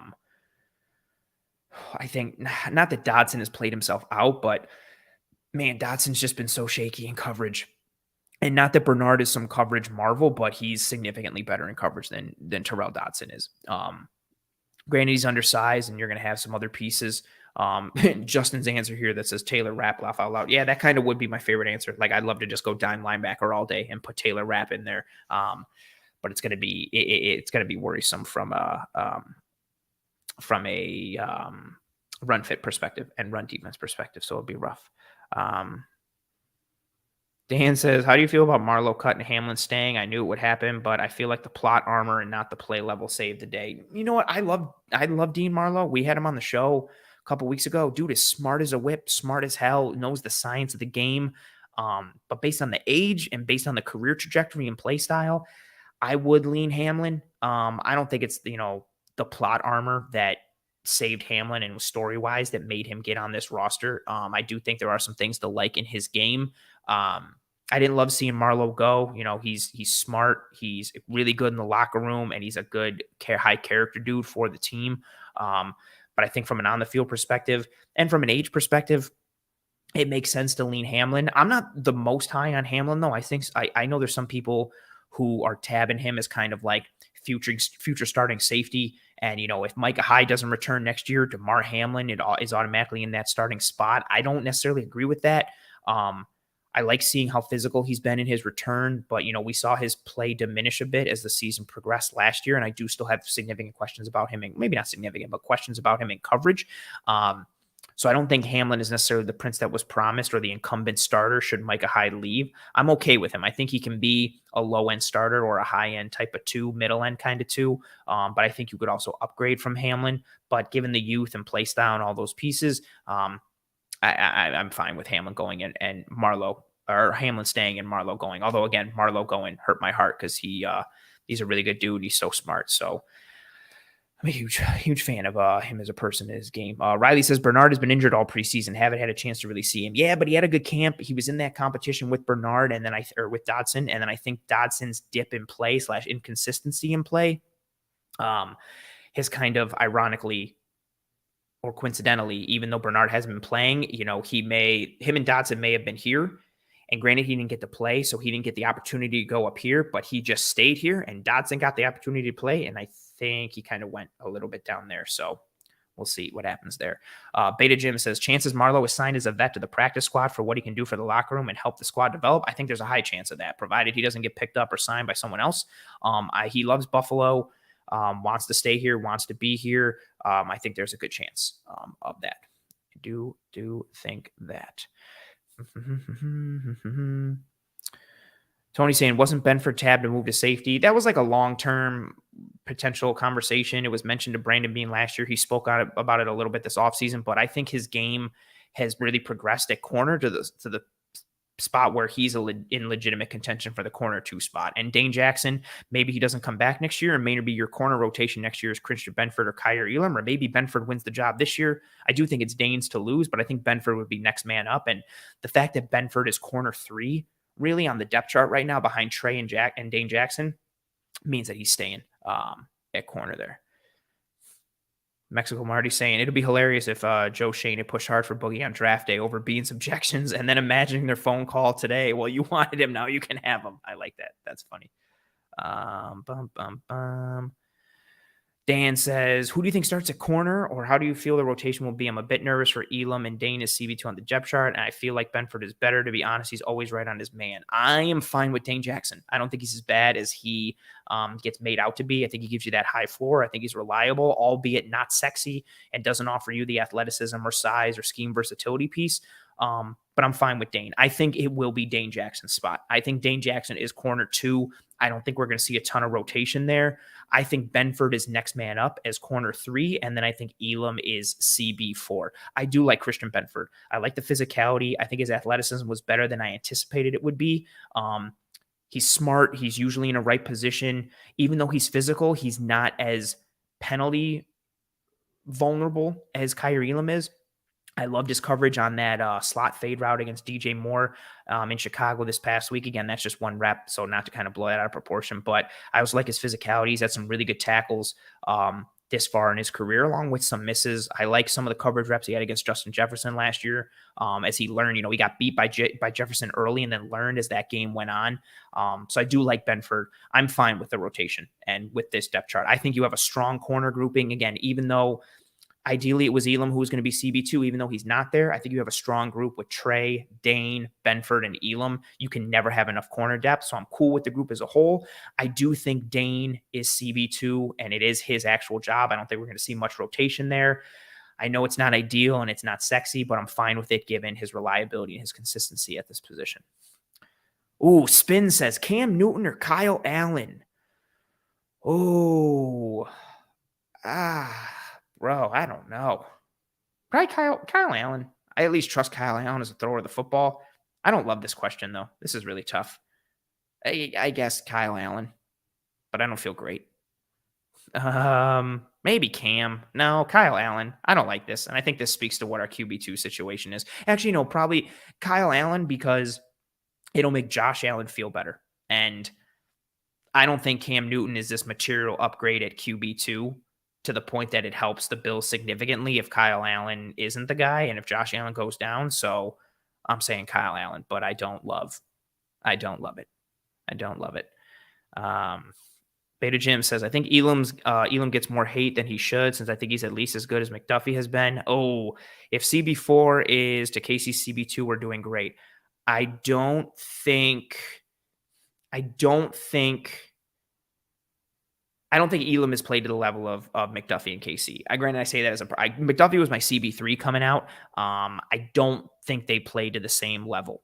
I don't think it's played to the same level. But again, I'm fine with Elam as far. I think he just needs a little more time to simmer and develop. But I don't think he's played to the level of McDuffie.